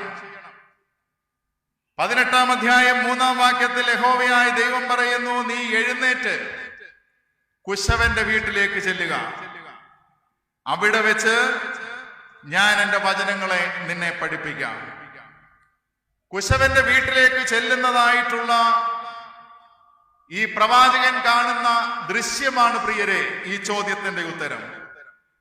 3-ാം വാക്യത്തിൽ ഇങ്ങനെ പറയുന്നു, കുശവൻ ചക്രത്തിന്മേൽ വേല ചെയ്തുകൊണ്ടിരുന്നു. കുശവൻ ചക്രത്തിന്മേൽ വേല ചെയ്തുകൊണ്ടിരുന്നു. കർമ്മനിരതനായിട്ടുള്ള ദൈവം എന്റെ തകർച്ചയിലും ഉടവിലും എന്റെ ജീവിതത്തിന്റെ തകർന്നു പോകുന്ന അവസരങ്ങളിൽ എന്നെ മറന്നു കളയുന്നില്ല, എന്നെ മറിച്ചു കളയുന്നില്ല. സർവദാ കർമ്മനിരതനായിട്ടുള്ള ഒരു ദൈവമാണ് എന്റെ ദൈവം. നമുക്ക് വേണ്ടി പ്രവർത്തിക്കുന്ന ഒരു ദൈവമുണ്ട്. God is working even if you don't feel it. God is working even if you don't see it. പഴയ നിയമത്തിൽ ഇസ്രായേൽ ജനത്തോട് ചേർന്ന് സഞ്ചരിച്ച ഒരു ദൈവമുണ്ട്. പകൽ മേഘസ്തംഭമായി, രാത്രിയിൽ അഗ്നിത്തൂണായി, നിതാന്ത സാന്നിധ്യമായി മരുഭൂമിയിൽ ജനത്തെ നടത്തിയ ഒരു ദൈവമുണ്ട്. നമ്മുടെ ദൈവം നിസ്സംഗനായ ദൈവമല്ല, നമ്മോട് കൂടെ സഹിക്കുന്ന ദൈവമാണ്. ദാനിയേലിനെയും കൂട്ടരെയും തീച്ചൂളയിലിട്ട അവസരത്തിൽ ദാനിയേലിന്റെ പുസ്തകം ഇപ്രകാരം നമുക്ക് ഉറപ്പ് നൽകുന്നുണ്ട്. 3 പേരെ തീച്ചൂളയിലേക്ക് ഇട്ടെങ്കിൽ വേദപുസ്തകം നമ്മോട് പറയുന്നു, 4മതൊരുവനായി അഗ്നിയിൽ ഇറങ്ങിയ ഒരു ദൈവമുണ്ട്. പ്രിയരെ, ഒറ്റയ്ക്ക് സഹിക്കുന്നവനോട് കൂടെ സഹിക്കുന്നവൻ. 3 പേരെ ഒരുമിച്ച് തീച്ചൂളയിൽ ഇട്ടപ്പോൾ 4മതൊരുവനായി തീച്ചൂളയിൽ ഇറങ്ങിയവൻ. അതുകൊണ്ടാണല്ലോ പാട്ടുകാരൻ വരികൾ ഇപ്രകാരം എഴുതിയത്: എരുതിയിൽ വീണാലും അവിടെ ഞാൻ ഏകനല്ല, വീഴുന്നതോ തീയിലല്ല, എന്റെ യേശുവിന്റെ കരങ്ങളില്ല. തകർന്നവൻ, ഉടഞ്ഞവൻ ഒരു പക്ഷേ ചോദിക്കുന്നുണ്ടായിരിക്കാം, where is God in times of my pain? എന്റെ വേദനയിൽ, എന്റെ സങ്കടങ്ങളിൽ, നഷ്ടത്തിൽ, കടഭാരത്തിൽ എത്ര നാളായി ഞാൻ നിലവിളിക്കുന്നു. എന്റെ പ്രശ്നങ്ങളിൽ ദൈവം എവിടെ? God shapes us in our brokenness through the events of our life. ജീവിതത്തിന്റെ തകർച്ചയിൽ, അനുദിന സംഭവങ്ങളിലൂടെ ദൈവം നമ്മെ രൂപകൽപ്പന ചെയ്തുകൊണ്ടിരിക്കുകയാണ്. No brokenness is beyond his reach. ദൈവത്തിന്റെ എത്താവുന്ന ദൂരത്തിനപ്പുറത്തായിട്ട് ഒരു തകർച്ചയും ഇല്ല. അതുകൊണ്ടാണ് യെശയ്യാവ് പറയുന്നത്, 42-ാം അധ്യായത്തിന്റെ 3-ാം വാക്യത്തിൽ പറയുന്നു, ചതഞ്ഞ ഓടയവൻ ഒടിച്ചു കളയുന്നില്ല, പുകയുന്ന തിരിയവൻ കെടുത്തിക്കളയുന്നില്ല. Every dimensions of our life is a part of God's beautiful and purposeful design. ജീവിതത്തിന്റെ എല്ലാ അനുഭവങ്ങളും തമ്പുരാന്റെ അതിശയകരമായ രൂപകൽപ്പനയുടെ ഭാഗമാണ്. ഞാൻ ഇനി പറയുന്നത് നിങ്ങൾ ശ്രദ്ധയോടെ ശ്രവിക്കണം. Nothing is accidental in our life. പ്രിയരെ, ജീവിതത്തിൽ, ഒരു ദൈവ പൈതലിന്റെ ജീവിതത്തിൽ അവിചാരിതമെന്ന് പറയുന്നതൊന്നുമില്ല. ചിലപ്പോഴൊക്കെ പലരും പറഞ്ഞു കേൾക്കാം, അതങ്ങനെ അങ്ങ് പറ്റിപ്പോയി, അവിചാരിതമായി സംഭവിച്ചു പോയി. ദൈവവചനം നമ്മെ ഓർപ്പിക്കുന്നു, God makes everything beautiful in his time. തമ്പുരാന്റെ സമയത്ത് അവൻ എല്ലാത്തിനെയും ചന്തവും ഉചിതവുമായി രൂപകൽപ്പന ചെയ്യുന്ന, ചേർക്കുന്ന ഒരു ദൈവമാണ്. എന്നെ വളരെയേറെ സ്വാധീനിച്ചിട്ടുള്ള പഴയ നിയമ കഥാപാത്രങ്ങളിൽ ഒരാളാണ് പഴയ നിയമത്തിലെ ജോസഫ്. സഹോദരന്മാരാൽ വേട്ടയാടപ്പെട്ടവനാണ്. സ്വപ്നം കണ്ടതിന്റെ പേരിൽ പീഡിപ്പിക്കപ്പെട്ടവനാണ്. സഹോദരന്മാർ ചേർന്നവനെ ഇസ്മായേലിയർക്ക് വിറ്റു. പൊട്ടക്കടലിൽ അവനെ ഉപേക്ഷിച്ചു. എന്നാൽ അവന്റെ ഒരു ഗ്രാഫ് നോക്കുന്ന അവസരത്തിൽ his journey is from pit to prison, from prison to palace. എല്ലാവരാലും ഉപേക്ഷിക്കപ്പെട്ടവനാണ്. വളരെയേറെ സഹനങ്ങളിലൂടെ പോയവനാണ്. നമ്മയൊക്കെ പിടിച്ചുലയ്ക്കേണ്ട ഒരു കൊച്ചു വാക്ക് അതിൻ്റെ ഇടയ്ക്കുണ്ട്. യഹോവ ജോസഫിനോട് കൂടെ ഉണ്ടായി. എല്ലാവരാലും ഉപേക്ഷിക്കപ്പെട്ടവരും, പൊട്ടക്കിണറ്റിൽ അകപ്പെട്ടവരും, കാരാഗ്രഹത്തിൽ അടയ്ക്കപ്പെട്ടപ്പോഴും, കൊട്ടാരത്തിൽ എത്തപ്പെട്ടപ്പോഴും അവനോടൊപ്പം ദൈവം ഉണ്ടായി. പ്രിയരെ, ദൈവം നിന്നോടുകൂടെ ഉണ്ടെങ്കിൽ nothing is accident. സഹോദരന്മാർ അന്നം തേടി ഫറവോന്റെ കൊട്ടാരത്തിലെത്തുമ്പോൾ മന്ത്രിയായ ഈ ജോസഫിനെ കണ്ട് അവർ അന്യോന്യം തങ്ങളെ തന്നെ വെളിപ്പെടുത്തുന്ന അവസരത്തിൽ ജോസഫ് പറഞ്ഞ ഒരു വാചകമുണ്ട്. ജോസഫ് ഇപ്രകാരം പറയുന്നു: നിങ്ങൾ എന്നെ ഇവിടെ വിറ്റതുകൊണ്ട് വ്യസനിക്കണ്ട, വിഷാദിക്കുകയും വേണ്ട. ജീവരക്ഷയ്ക്കായി ദൈവം എന്നെ നിങ്ങൾക്ക് മുൻപേ അയച്ചതാണ്. There is nothing accidental. വല്ലാതെ ഭാരപ്പെടുന്ന ആരെങ്കിലും ഈ വചനം കേൾക്കുന്നെങ്കിൽ, തകർന്നു പോയി എന്ന് കരുതുന്ന ആരെങ്കിലും ഈ വചനം കേൾക്കുന്നെങ്കിൽ, തമ്പുരാനോട് ചേർന്ന് നിന്നാൽ ദൈവത്തിന് അസാധ്യമായിട്ട് ഒന്നുമില്ല. ദൈവത്താൽ രൂപാന്തരപ്പെടുത്തുവാൻ സാധിക്കാത്തതായിട്ട് ജീവിതത്തിൽ ഒന്നുമില്ല.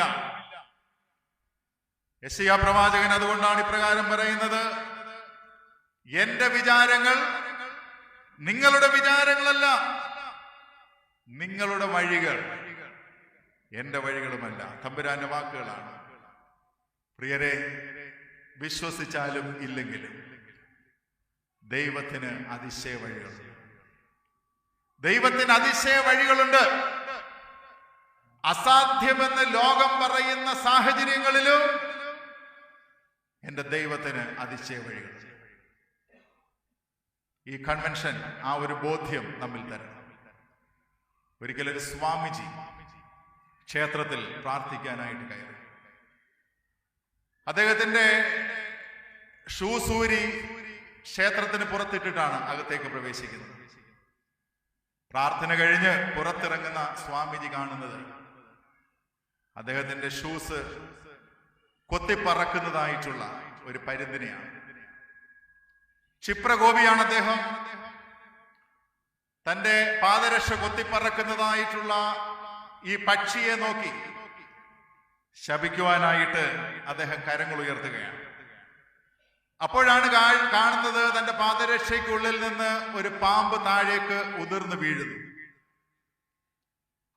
നിമിഷങ്ങൾക്കുള്ളിൽ പാമ്പ് ഉതിർന്നു വീഴുന്നതിന്റെ പുറകെ ഈ പരുന്ത് അദ്ദേഹത്തിന്റെ പാദരക്ഷയും ഉപേക്ഷിക്കുകയാണ്.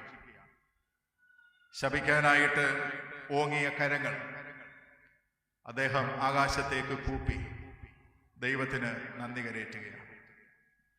ചിലപ്പോൾ ചില അസൗകര്യങ്ങൾ അങ്ങ് തോന്നുന്നത് പോലും നന്മയ്ക്കായി പരിവർത്തിപ്പിക്കുവാൻ ദൈവത്തിന് സാധിക്കും. Nothing is impossible for God. തകർന്നതിനെ വീണ്ടും രൂപപ്പെടുത്തുവാൻ കഴിയുന്ന ഒരു ശില്പിയാണ് ഈ ദൈവം. ഇരമ്യാവ് 29:11 പ്രകാരം പറയുന്നു: നിങ്ങൾ പ്രത്യാശിക്കുന്ന ശുഭഭാവി വരുത്തുവാൻ തക്കവണ്ണം ഞാൻ നിങ്ങളെ കുറിച്ച് നിരൂപിക്കുന്ന നിരൂപണങ്ങൾ ഇന്നതെന്ന് ഞാൻ അറിയുന്നു. I know. അത് തിന്മയ്ക്കായിട്ടല്ല, നന്മയ്ക്കായിട്ടത്രേ. ദൈവം കൈവിട്ടുവെന്ന് ചിന്തിക്കുന്ന സാഹചര്യങ്ങളിൽ ഈ വേദഭാഗം നമ്മോട് പറയുന്നു: ഹി ഈസ് സ്റ്റിൽ ആക്റ്റീവ്. ചക്രത്തിൽ വേല ചെയ്യുന്ന ഒരു ഉടയവന്റെ കരങ്ങളിൽ ഏൽപ്പിച്ചു കൊടുക്കുവാനായിട്ട് സാധിക്കണം. പ്രിയരെ, ഈ ദൈവം നമ്മെ ഉടച്ചു വാർക്കുന്ന ദൈവമാണ്. 2-3 കാര്യങ്ങൾ കൂടി വളരെ വേഗം പറഞ്ഞ് ഞാൻ എന്റെ വാക്കുകളെ അവസാനിപ്പിക്കാം. ഈ തമ്പുരാൻ ഉടച്ചു വാർക്കുന്ന ദൈവമാണ്. എന്നാൽ ഈ റീമേക്കിങ്ങിനെ കുറിച്ച് പറയുന്നു. ഈ റീമേക്കിങ്ങിൽ നമ്മളുടെ ചില സഹകരണം ദൈവം ആവശ്യപ്പെടുന്നുണ്ട്. തകർന്നതിനെ ചേർത്ത് പിടിക്കുവാൻ, വീണ്ടെടുക്കുവാൻ ദൈവം ആവശ്യപ്പെടുന്ന ചില സഹകരണങ്ങളുണ്ട്. ഒന്നിപ്രകാരമാണ്, റീമേക്കിംഗ് റിക്വയേഴ്സ് സറണ്ടർ. ഇതാ ഈ കളിമണ്ണിന്റെ ഒരു സമർപ്പണം, ഈ കളിമണ്ണിന്റെ ഒരു രചനാത്മകമായിട്ടുള്ള സഹകരണം ഈ ഒരു പ്രോസസ്സിൽ വളരെ ആവശ്യമാണ്. ഹീനപാത്രം മാനപാത്രമാകണമെങ്കിൽ ഈ കളിമണ്ണിന്റെ രചനാത്മകമായിട്ടുള്ള ഒരു സഹകരണം ആവശ്യമാണ്. ഈ റീമേക്കിംഗ് എന്ന് പറയുന്നത് ഇപ്രകാരമാണ് അതിനെ മനസ്സിലാക്കുവാൻ സാധിക്കുന്നത്. It is not just an act of repair, but it is a transformation. ഇത് ഉടഞ്ഞുപോയ പാത്രത്തിൽ ചെയ്യുന്ന ചില റിപ്പയർ വർക്കല്ല. God creates something new. കൺവെൻഷനിലൂടെ സാധിക്കേണ്ടത് അതാണ്. കേട്ട് ചില റിപ്പയർ കഴിഞ്ഞു പോവുകയല്ല, ഒരു രൂപാന്തരത്തിന്റെ അനുഭവം, ഒരു പുതിയ സൃഷ്ടിയാകുന്ന വലിയൊരു അനുഭവത്തിലേക്ക് പ്രവേശിപ്പാനായിട്ട് സാധിക്കണം. നമുക്കറിയാം, അച്ചിൽ അമരുന്ന കളിമണ്ണിന് മാത്രമേ നല്ല പാത്രമായി പുറത്തിറങ്ങുവാനായിട്ട് സാധിക്കുകയുള്ളൂ. അതുകൊണ്ട് ഇപ്രകാരം പറയാറുണ്ട്, it is in the yielding of the clay that a transformation happens. ചക്രത്തിൽ കുതിർന്ന മണ്ണിന് നല്ല പാത്രമാകുവാനായിട്ട് സാധിക്കുകയില്ല. നമുക്കറിയാം, ആരോഗ്യ പരിപാലനത്തിൽ ഇഞ്ചക്ഷൻ എടുക്കുവാനായിട്ട് സിസ്റ്റേഴ്സ് വരുന്ന അവസരത്തിൽ, സൂചി വെക്കുന്ന അവസരത്തിൽ, ഇഞ്ചക്ഷൻ എടുക്കുന്ന അവസരത്തിൽ പറയും, റിലാക്സ് റിലാക്സ്, ബലം പ്രയോഗിക്കരുത്, മസിൽ പിടിക്കരുത്. മസിൽ പിടിച്ചാൽ മരുന്നും ഫലപ്രദമായി മാറുകയില്ല, മരുന്ന് ഫലപ്രദമായി കയറുകയില്ല. ഇന്ന് പലപ്പോഴും ഉടയവനായ ദൈവത്തിന് വിധേയപ്പെടാതെ നിൽക്കുന്ന സാഹചര്യങ്ങളിൽ ഈ റീമേക്കിങ്ങും ട്രാൻസ്ഫർമേഷനും സാധ്യമാകാതെ പോകുന്ന ഇടങ്ങളാണ്. മസിൽ പവറും മണി പവറും അതിന്റെ കരുത്ത് കാട്ടുന്നതായിട്ടുള്ള സാഹചര്യങ്ങൾ, അനുസരണക്കേടും വിധേയപ്പെടാതിരിക്കുന്നതുമായിട്ടുള്ള സാഹചര്യങ്ങൾ തമ്പുരാന്റെ പ്രതീക്ഷയിൽ നിന്ന് നമ്മെ അകറ്റും. ഗാർഹിക തലങ്ങളിൽ, ബന്ധങ്ങളിൽ, ഇടവകകളിൽ, സഭാഗാത്രങ്ങളിൽ ഇന്ന് വല്ലാതെ കുതറുന്ന ഭക്തരെ കാണുവാനായിട്ട് സാധിക്കും. പ്രിയരെ, ഏൽപ്പിച്ചു കൊടുക്കണം. കുശവന്റെ കൈയുടെ സമ്മർദ്ദമാണ്, മർദ്ദമാണ് പാത്രത്തിന്റെ ആകാരവും ഭംഗിയും നിശ്ചയിക്കുന്നതായിട്ടുള്ള സംഗതി. നമ്മെ ഉടയ്ക്കുവാനല്ല ഈ കുശവന്റെ കൈയുടെ മർദ്ദം നമുക്ക് നൽകുന്നത്, മറിച്ച് ഒരുക്കുവാനാണ്. ഒരിക്കലും പാത്രത്തിന് താങ്ങുവാനാകാത്ത മർദ്ദം ഈ കുശവൻ നൽകുകയില്ല. നമ്മെ രൂപപ്പെടുത്തുവാനായിട്ട് നമ്മളുടെ ഒരു രചനാത്മകമായ സഹകരണം നൽകുവാൻ ഇടയാകേണ്ടത് ആവശ്യമായിരിക്കുന്ന സംഗതിയാണ്. അപ്പോൾ ശോഭയുള്ള, മികവുറ്റതായിട്ടുള്ള മാനപാത്രത്തെ രൂപപ്പെടുത്തുവാൻ ദൈവത്തിന് സാധിക്കും. അപ്പോഴാണ് കൂടുതൽ ദർശനചാരുത കൈവരിപ്പാനായിട്ട് ഇടയായിട്ട് തീരുന്നത്. ഏൽപ്പിച്ചു കൊടുക്കുന്ന അവസരത്തിൽ അത് വലിയ രൂപാന്തരത്തിന് കാരണമായിട്ട് മാറും. നമുക്കറിയാം, ഈ മൺപാത്രത്തെ കൂടുതൽ ദൃഢമുള്ളതാക്കുവാനായിട്ട് തീച്ചുളയിലൂടെ കടത്തിവിടുന്നതായിട്ടുള്ള സാഹചര്യങ്ങളുണ്ട്. നന്നായിട്ട് വെന്തിറങ്ങുന്ന പാത്രത്തിന് മാത്രമേ കരുത്തോടെ, ദൃഢതയോടെ നിൽക്കുവാനായിട്ട് സാധിക്കൂ. Transform your wounds into testimonies of grace. നിന്റെ ഉടവുകളെയും മുറിവുകളെയും കൃപയുടെ സാക്ഷ്യങ്ങളാക്കി തീർക്കുവാൻ ഇടയാകണം. Brokenness is a pathway to wholeness. പൂർണ്ണതയിലേക്ക് നമ്മെ നയിക്കുന്ന വഴിത്താരയാണ് നമ്മുടെ ഉടവുകൾ. അതിനെ മനസ്സിലാക്കുവാനായിട്ട് സാധിക്കണം. റിച്ചാർഡ് റോ എന്ന് പറയുന്നതായിട്ടുള്ള ചിന്തകൻ പറഞ്ഞ ഒരു വാചകം ഇപ്രകാരമുണ്ട്: transformation more happens in the valleys of suffering and brokenness than on the mountain tops of celebration. രൂപാന്തരം സാധ്യമാകുന്നത് സഹനങ്ങളുടെ താഴ്വാരങ്ങളിലാണ്, ആഘോഷത്തിന്റെ ഗിരിശൃംഗങ്ങളിലല്ല. കൃപയുടെ പാത്രമായും ദൈവഹിതത്തിന്റെ ഉപകരണങ്ങളായും മാറുവാൻ തമ്പുരാന്റെ കരങ്ങളിലേക്ക് ഏൽപ്പിച്ചു കൊടുക്കുവാനായിട്ട് ഇടയായി തീരേണ്ടത് ആവശ്യമായിരിക്കുന്ന സംഗതിയാണ്. മറ്റൊന്ന് ഈ വേദഭാഗത്ത് പറയുന്നു, 4-ാം വാക്യത്തിൽ തന്നെ പറയുന്നു, പാത്രം കുശവന്റെ കയ്യിൽ ചീത്തയായി പോയി, എന്നാൽ കുശവൻ അതിനെ തനിക്ക് തോന്നിയതുപോലെ മറ്റൊരു പാത്രമാക്കി തീർത്തു. വളരെ പ്രധാനപ്പെട്ട ഒരു വാചകമാണത്. തനിക്ക് തോന്നിയതുപോലെ. Our design is God's choice. Remaking സാധ്യമാകണമെങ്കിൽ നമ്മെ തന്നെ ഏൽപ്പിച്ചു കൊടുക്കണം. ഏൽപ്പിച്ചു കൊടുക്കുമ്പോൾ remaking gives us a new design, a new identity. എല്ലാവർക്കും റീമേക്കിംഗ് ഇഷ്ടമാണ്. പലപ്പോഴും പ്രാർത്ഥിക്കും, കർത്താവേ നീ ഞങ്ങളെ ഉടയ്ക്കണമേ, കർത്താവേ നീ ഞങ്ങളെ വാർക്കണമേ എന്നൊക്കെ നമ്മൾ പ്രാർത്ഥിക്കാറ്. പ്രിയരെ, ദൈവത്തിന്റെ മനസ്സാണ് ഒരു ദൈവ പൈതലിന്റെ ഐഡന്റിറ്റി. ഇന്ന് എല്ലാ പ്രോഡക്റ്റും അറിയപ്പെടുന്നത് ബ്രാൻഡ് നെയിമിലാണ്.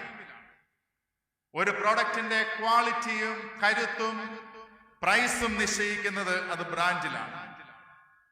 വേദപുസ്തകം ഓർപ്പിക്കുന്നു, ഒരുവൻ ക്രിസ്തുവിലായാൽ അവൻ പുതിയ സൃഷ്ടിയാണ്, എ ന്യൂ ഐഡന്റിറ്റി. അതുകൊണ്ട് തമ്പുരാന്റെ കരങ്ങളാൽ രൂപപ്പെടുത്തുന്ന, മെനയപ്പെടുന്ന, പുനഃസൃഷ്ടി ചെയ്യുന്ന ഏതൊരു വ്യക്തിയെ സംബന്ധിച്ച് ഞാൻ നൽകുവാൻ ആഗ്രഹിക്കുന്ന വിശേഷണം, ഇറ്റ് ഈസ് ജീസസ് ബ്രാൻഡ്. ഒരു പുതിയ ബ്രാൻഡിലാണ് നീ അറിയപ്പെടേണ്ടത്. ക്രിസ്തുവിലാകുന്ന, ക്രിസ്തുവിന്റെ മുദ്രയുള്ള നല്ല പാത്രങ്ങളായി രൂപാന്തരപ്പെടുവാൻ ഇടയായിട്ട് തീരണം. അതുകൊണ്ടാണ് പൗലോസ് കൊരിന്ത്യർക്ക് ലേഖനം എഴുതുമ്പോൾ 5:17 പറയുന്നത്, ക്രിസ്തുവിലായാൽ പുതിയ സൃഷ്ടിയാണ്. ഇൻ ക്രൈസ്റ്റ്, ക്രിസ്തുവിലാകുക. It is a dynamic and challenging relationship. പ്രിയരെ, ക്രിസ്തുവിനോട് ചേർന്ന് വലിയ ഒരു സമ്യക്കായിട്ടുള്ള ബന്ധം, അതാണ് കൺവെൻഷൻ നമുക്ക് പ്രദാനം ചെയ്യേണ്ടതായിട്ടുള്ള സംഗതി. 1 കൊരിന്ത്യർ 2:16 പറയുന്നു, നാമോ ക്രിസ്തുവിന്റെ മനസ്സുള്ളവരാകുന്നു. We have the mind of Christ. ഈ ഒരു റീക്രിയേഷൻ നൽകേണ്ടത് ആ വലിയ ഒരു അനുഭവമാണ്. ഈ കൺവെൻഷൻ സമാപിക്കുമ്പോൾ ശില്പിയുടെ മനസ്സിനിണങ്ങിയ, സൃഷ്ടാവാം ദൈവത്തിന്റെ മനസ്സിനിണങ്ങിയ, കർത്താവിന്റെ മനസ്സിന് അനുരൂപരാകുന്ന കുറെ ജീവിതങ്ങൾ ഉണ്ടാകേണ്ടത് ആവശ്യമാണ്. ദൈവത്തിന്റെ മനസ്സിനിണങ്ങിയ കുടുംബങ്ങൾ ഉണ്ടാകണം. ദൈവത്തിന്റെ മനസ്സറിയുന്ന തലമുറകളെ ഈ സമുദായത്തിൽ നിന്ന് വളർത്തിയെടുക്കുവാനായിട്ട് സാധിക്കണം. പ്രിയരെ, എന്തിനേറെ നമ്മളുടെ സഭ പോലും ക്രിസ്തുവിന്റെ മനസ്സിനെ പ്രതിഫലിപ്പിക്കുന്ന ഒരനുഭവത്തിൽ ആയിത്തീരണം. ഒരു കാര്യം കൂടി പറഞ്ഞ് ഞാൻ എൻ്റെ വാക്കുകളെ അവസാനിപ്പിക്കുകയാണ്. എനിക്ക് തന്ന സമയം അവസാനിക്കുന്നു. ദൈവം നമ്മെ എല്ലാവരെയും പുനഃസൃഷ്ടി ചെയ്യുവാനായിട്ട് ആഗ്രഹിക്കുന്നുണ്ട്. തകർച്ചകളെയും ഉടവുകളെയും പോക്കി. എന്നാൽ ദൈവം പ്രവാചകനിലൂടെ ആവശ്യപ്പെടുന്ന ഒരു കാര്യത്തിലേക്ക് കൂടി നിങ്ങളുടെ ശ്രദ്ധയും മനസ്സും ക്ഷണിക്കാൻ ഞാൻ ആഗ്രഹിക്കുകയാണ്. ഇന്ന് വായിച്ച 18-ാം അധ്യായത്തിന്റെ തന്നെ 11-ാം വാക്യത്തിൽ പ്രവാചകൻ ഇപ്രകാരം പറയുന്നു, ഇസ്രായേൽ ജനത്തിന് നൂറ്റാണ്ടുകൾക്ക് മുമ്പ് നൽകിയതായിട്ടുള്ള സന്ദേശമായി കരുതി ആരും ഇതിനെ ലാഘവമാക്കരുത്. പ്രസംഗിക്കുന്ന ഗീവർഗീസ് അച്ഛനോടും ഈ ശബ്ദം നേരിട്ടും ഓൺലൈനുമായി ശ്രവിക്കുന്നവരോടും ദൈവത്തിന്റെ വചനം ആവശ്യപ്പെടുന്നു. തകർച്ചയെ ഓർത്ത് നീ ഇന്ന് പരിഭവിക്കുന്നെങ്കിൽ തകർന്നു പോയതിനെ വീണ്ടെടുക്കണമേ എന്ന് ആത്മാർത്ഥമായി പ്രാർത്ഥിക്കുന്നെങ്കിൽ ഈ വചനം നമ്മളോട് ഓരോരുത്തരോടുമാണ്. 11-ാം വാക്യം ഇപ്രകാരമാണ്, നിങ്ങൾ ഓരോരുത്തരും താന്റെ ദുർമാർഗം വിട്ടുതിരിഞ്ഞ് നിങ്ങളുടെ നടപ്പും പ്രവൃത്തികളും നന്നാക്കുവീൻ. ദൈവം പുനഃസൃഷ്ടി ചെയ്യുവാൻ ദൈവം ആവശ്യപ്പെടുന്ന ഉപാധികളിൽ ഒന്ന് ഇതാണ്: turn from the evil and correct your ways and action. മറ്റൊരു പരിഭാഷ ഇങ്ങനെയുണ്ട് കേട്ടോ: stop sinning and start living right. പാപം ചെയ്യുന്നത് മതിയാക്കുവീൻ, നേരായി ജീവിതം നയിപ്പീൻ. ആമുഖമായി ഇന്ന് ഞാൻ നിങ്ങളും അഭിമുഖീകരിക്കുന്ന സാമൂഹ്യ പരിസരം ഞാൻ അല്പമൊന്ന് വിശദീകരിക്കാനായിട്ട് ആഗ്രഹിച്ചു. വല്ലാത്ത ഒരു പരിസരത്തിലാണ് പ്രിയരെ ജീവിക്കുന്നത്. പലരും പലതാണ് കാരണങ്ങൾ പറയുന്നത്. യുവജനങ്ങളുടെ മേൽ കുറ്റം ചാർത്തുന്നവരുണ്ട്, സിനിമാ മേഖലയുടെ മേൽ കുറ്റം ചാർത്തുന്നവരുണ്ട്, ഗവൺമെന്റിന് ഉത്തരവാദിത്വം ഭരമേൽപ്പിച്ച് മാറുന്നവരുണ്ട്. എന്നെ കേൾക്കുന്ന ദൈവജനമേ, വി ഹാവ് എ റെസ്പോൺസിബിലിറ്റി. എന്റെയും നിങ്ങളുടെയും ജീവിതത്തിൽ ചില ഉത്തരവാദിത്തങ്ങളുണ്ട്. ചില മാറ്റങ്ങൾക്ക് വിധേയമാകുന്ന അവസരത്തിൽ നമ്മുടെ പരിസരങ്ങളിൽ ആ മാറ്റം സാധ്യമായിട്ട് തീരും. ഇവിടെ പറയുന്നു, we need an inward renewal and an outward reform. ആന്തരികമായ ചില പരിവർത്തനങ്ങൾ നമ്മിൽ സാധ്യമാകണം. അപ്പോൾ പരിസരങ്ങളിൽ തകർന്നു പോയതിനെ നേരെയാക്കുന്ന ദൈവത്തിന്റെ പദ്ധതി തിരിച്ചറിയുവാനായിട്ട് സാധിക്കും. Conversion in the life begins with the confessions in our life. ലോകത്തെ പരിവർത്തിപ്പിക്കണമേ എന്ന് പ്രാർത്ഥിച്ച് ആശീർവാദം സ്വീകരിച്ച് മടങ്ങാനല്ല ഈ കൺവെൻഷന്റെ ഈ അവസാന രാത്രിയോ. ലോകത്തെ പരിവർത്തിപ്പിക്കുന്ന ദൈവത്തിന്റെ പദ്ധതിയിൽ പങ്കുകാരാകുവാൻ നമ്മിൽ ചില മാനസാന്തരങ്ങൾ ആവശ്യമാണ്. യെശയ്യാ പ്രവാചകൻ 6-ാം അധ്യായം ദൈവദർശനം ദൈവാലയത്തിൽ ലഭിക്കുന്ന അവസരത്തിൽ അടുത്ത വാചകം ശ്രദ്ധേയമാണ്: എനിക്ക് അയ്യോ കഷ്ടം, ഞാൻ നശിച്ചു, ശുദ്ധിയില്ലാത്ത അധരങ്ങളുള്ള മനുഷ്യൻ, ശുദ്ധിയില്ലാത്ത അധരങ്ങളുള്ളവരുടെ നടുവിൽ വസിക്കുന്നു. ശാന്തമായി ധ്യാനിക്കാം. ഏതാനും മിനിറ്റുകൾ കൂടി കഴിയുമ്പോൾ ഈ കൺവെൻഷൻ അവസാനിക്കുകയാണ്. കർത്താവേ, ഞാൻ എവിടെയാണ് വീണുപോയത്? എവിടെയാണ് ഞാൻ ഇടറിപ്പോയത്? എന്റെ ഗാർഹിക പരിസരത്തിൽ, എന്റെ പ്രവർത്തന ഇടങ്ങളിൽ, എന്റെ രഹസ്യ ജീവിതാനുഭവങ്ങളിൽ ഞാൻ വീണുപോയിട്ടുണ്ടെങ്കിൽ എന്റെയും എന്റെ സമൂഹത്തിന്റെയും പരിവർത്തനത്തിന് എന്നിലൊരു മാറ്റം ആരംഭിക്കാൻ ദൈവമേ എന്നെ സഹായിക്കണമേ എന്ന് പ്രാർത്ഥിക്കാം. പാപത്തെ ലാഘവമായി കാണുന്നതാണ് ഇന്നെന്റെ ഏറ്റവും വലിയ പ്രതിസന്ധി. മറച്ചുവെച്ച പാപങ്ങളുണ്ട് പ്രിയരെ. നിങ്ങൾ സമ്മതിച്ചാലും ഇല്ലെങ്കിലും മറച്ചുവെച്ച പാപങ്ങൾ, ആത്മീയത കൊണ്ട് പാപങ്ങളെ സാധൂകരിക്കുന്ന ഒരു വല്ലാത്ത സ്ഥിതിവിശേഷമാണ്. ലംഘനം മറച്ചുവെക്കുന്നവന് ശുഭം വരികയില്ല. ഈ വേദഭാഗത്ത് മടക്കി വിളിക്കുന്ന ദൈവമുണ്ട്. ജീവജലത്തിന്റെ ഉറവയായ എങ്കിലേക്ക് മടങ്ങി വരുവാൻ ആവശ്യപ്പെടുന്ന ദൈവം. യിരെമ്യാ പ്രവാചകൻ തന്നെയാണ് പറയുന്നത്, നമ്മെ ഓരോരുത്തരെയും വിശിഷ്ട മുന്തിരിവള്ളിയായി നട്ടെങ്കിലും ഇന്ന് കാട്ടുമുന്തിരിയുടെ അനുഭവത്തിലേക്ക് മാറുന്നു. ആകാശത്തിലെ പെരിഞ്ഞാറ കാലം അറിയുന്നു, കൊക്കും കുറുപ്രാവും മീവൽ പക്ഷിയും മടങ്ങി വരുവാനുള്ള സമയം അറിയുന്നു. ദൈവം പറയുന്നു, എന്റെ ജനമോ എന്നെ അറിയുന്നില്ല. 8-ാം അധ്യായം 21-ാം വാക്യം ഇങ്ങനെയാണ്: കൊയ്ത്ത് കഴിഞ്ഞു, ഫലശേഖരവും കഴിഞ്ഞു, നാമോ രക്ഷിക്കപ്പെട്ടത്. ദൈവവചനം ഓർപ്പിക്കുന്നത് ഇതാണ്: പാപം ചെയ്യുന്നത് മതിയാക്കുവീൻ, നടപ്പും പ്രവൃത്തിയും നന്നാക്കുവീൻ. വഴിതെറ്റുവാൻ സാധ്യതയുള്ള ഒരു ലോകത്തിലാണ്, എല്ലാം അനുവദനീയമായ ഒരു ലോകത്തിലാണ്. ഞാൻ ആഗ്രഹിക്കുന്നത് എന്തും എന്റെ വിരൽ തുമ്പിൽ എനിക്ക് ലഭ്യമാകുന്ന ലോകത്തിലാണ്. Availability and unlimited freedom. Availability and unlimited freedom. നമ്മളെല്ലാവരും ഈ കൺവെൻഷൻ ഹാളിൽ ഭക്തരാണ്. വല്ലാതെ പാപം കടന്നു കയറുവാൻ സാധ്യതയുള്ള അൺലിമിറ്റഡ് ആയ ഒരു ലോകത്തിലാണ് ഞാനും നിങ്ങളും. We need an inward renewal. നാം ആദ്യം ധ്യാനിച്ച എല്ലാ പ്രതിസന്ധികളുടെയും ഉടവുകളുടെയും മധ്യത്തിൽ മറ്റാരിലും പഴിചാരി കൺവെൻഷനിൽ നിന്ന് ആരും പോകരുത്.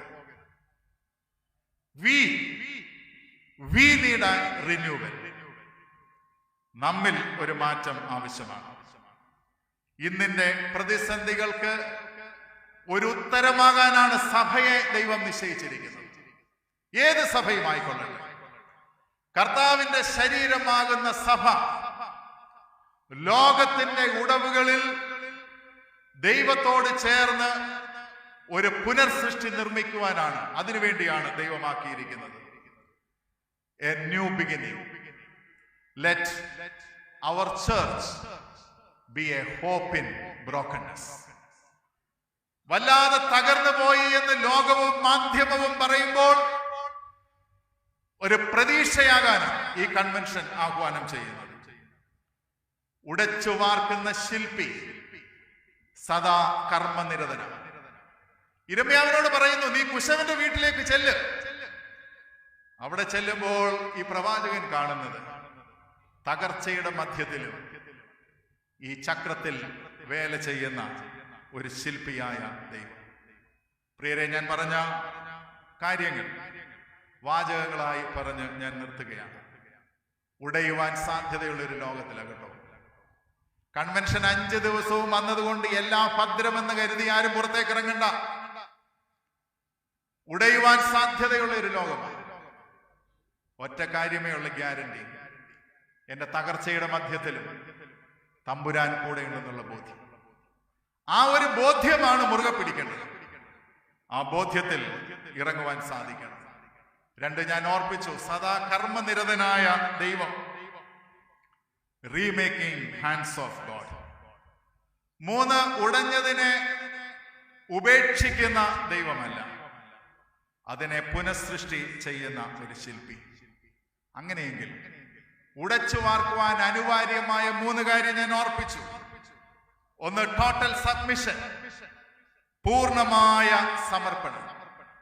കളിമണ്ണ് കുശവന്റെ കയ്യിൽ എങ്ങനെ അയഞ്ഞു കൊടുക്കുന്നുവോ അതുപോലെ നമ്മെയും നമ്മുടെ ജീവിതങ്ങളെയും നമ്മുടെ പരിസരങ്ങളെയും തമ്പുരാന്റെ കരങ്ങളിലേക്ക് കലവറ കൂടാതെ സമർപ്പിക്കാനായിട്ട് സാധിക്കണം.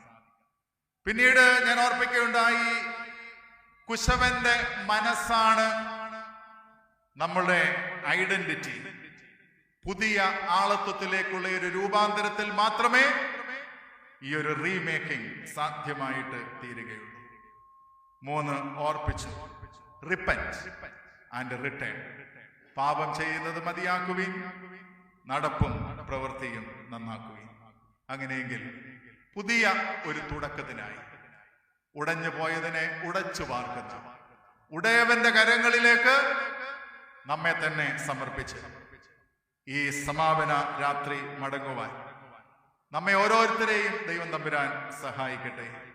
നാം പാടാറുണ്ടല്ലോ, കുശവന്റെ കയ്യിൽ കളിമണ്ണ് പോലെ തന്നിടുന്നു എന്നെ തൃക്കരങ്ങളിൽ. പിന്നീടുള്ളത് പ്രാർത്ഥനയാണ് ഇപ്രകാരം: മെനഞ്ഞിടണമേ, വാർത്തെടുക്കണേ, ദിവ്യഹിതം പോലെ ഏഴയാമനെ. 23ാമത് കനന കൺവെൻഷൻ നമ്മെ രൂപപ്പെടുത്തുന്ന, റീമേക്ക് ചെയ്യുന്ന വലിയ ഒരനുഭവമായി ഈ നാളുകളിൽ ലോകത്തിന് അനുഭവിച്ചറിയുവാൻ, ഇന്നിന്റെ പ്രതിസന്ധികളിൽ ഒരു ഉത്തരമായി തീരുവാൻ നമുക്ക് ലോകത്തിലേക്ക് ഇറങ്ങി പുറപ്പെടാം. അതിന് ദൈവത്തിന്റെ പരിശുദ്ധാത്മാവ് നമ്മെ എല്ലാവരെയും സഹായിക്കട്ടെ എന്ന് പ്രാർത്ഥിച്ച് നിങ്ങൾക്കെല്ലാവർക്കും എല്ലാ നന്മകളും ആശംസിച്ച് ഞാൻ എൻ്റെ വാക്കുകളെ നിർത്തുന്നു. ദൈവം നമ്മെ അനുഗ്രഹിക്കട്ടെ. Thank you.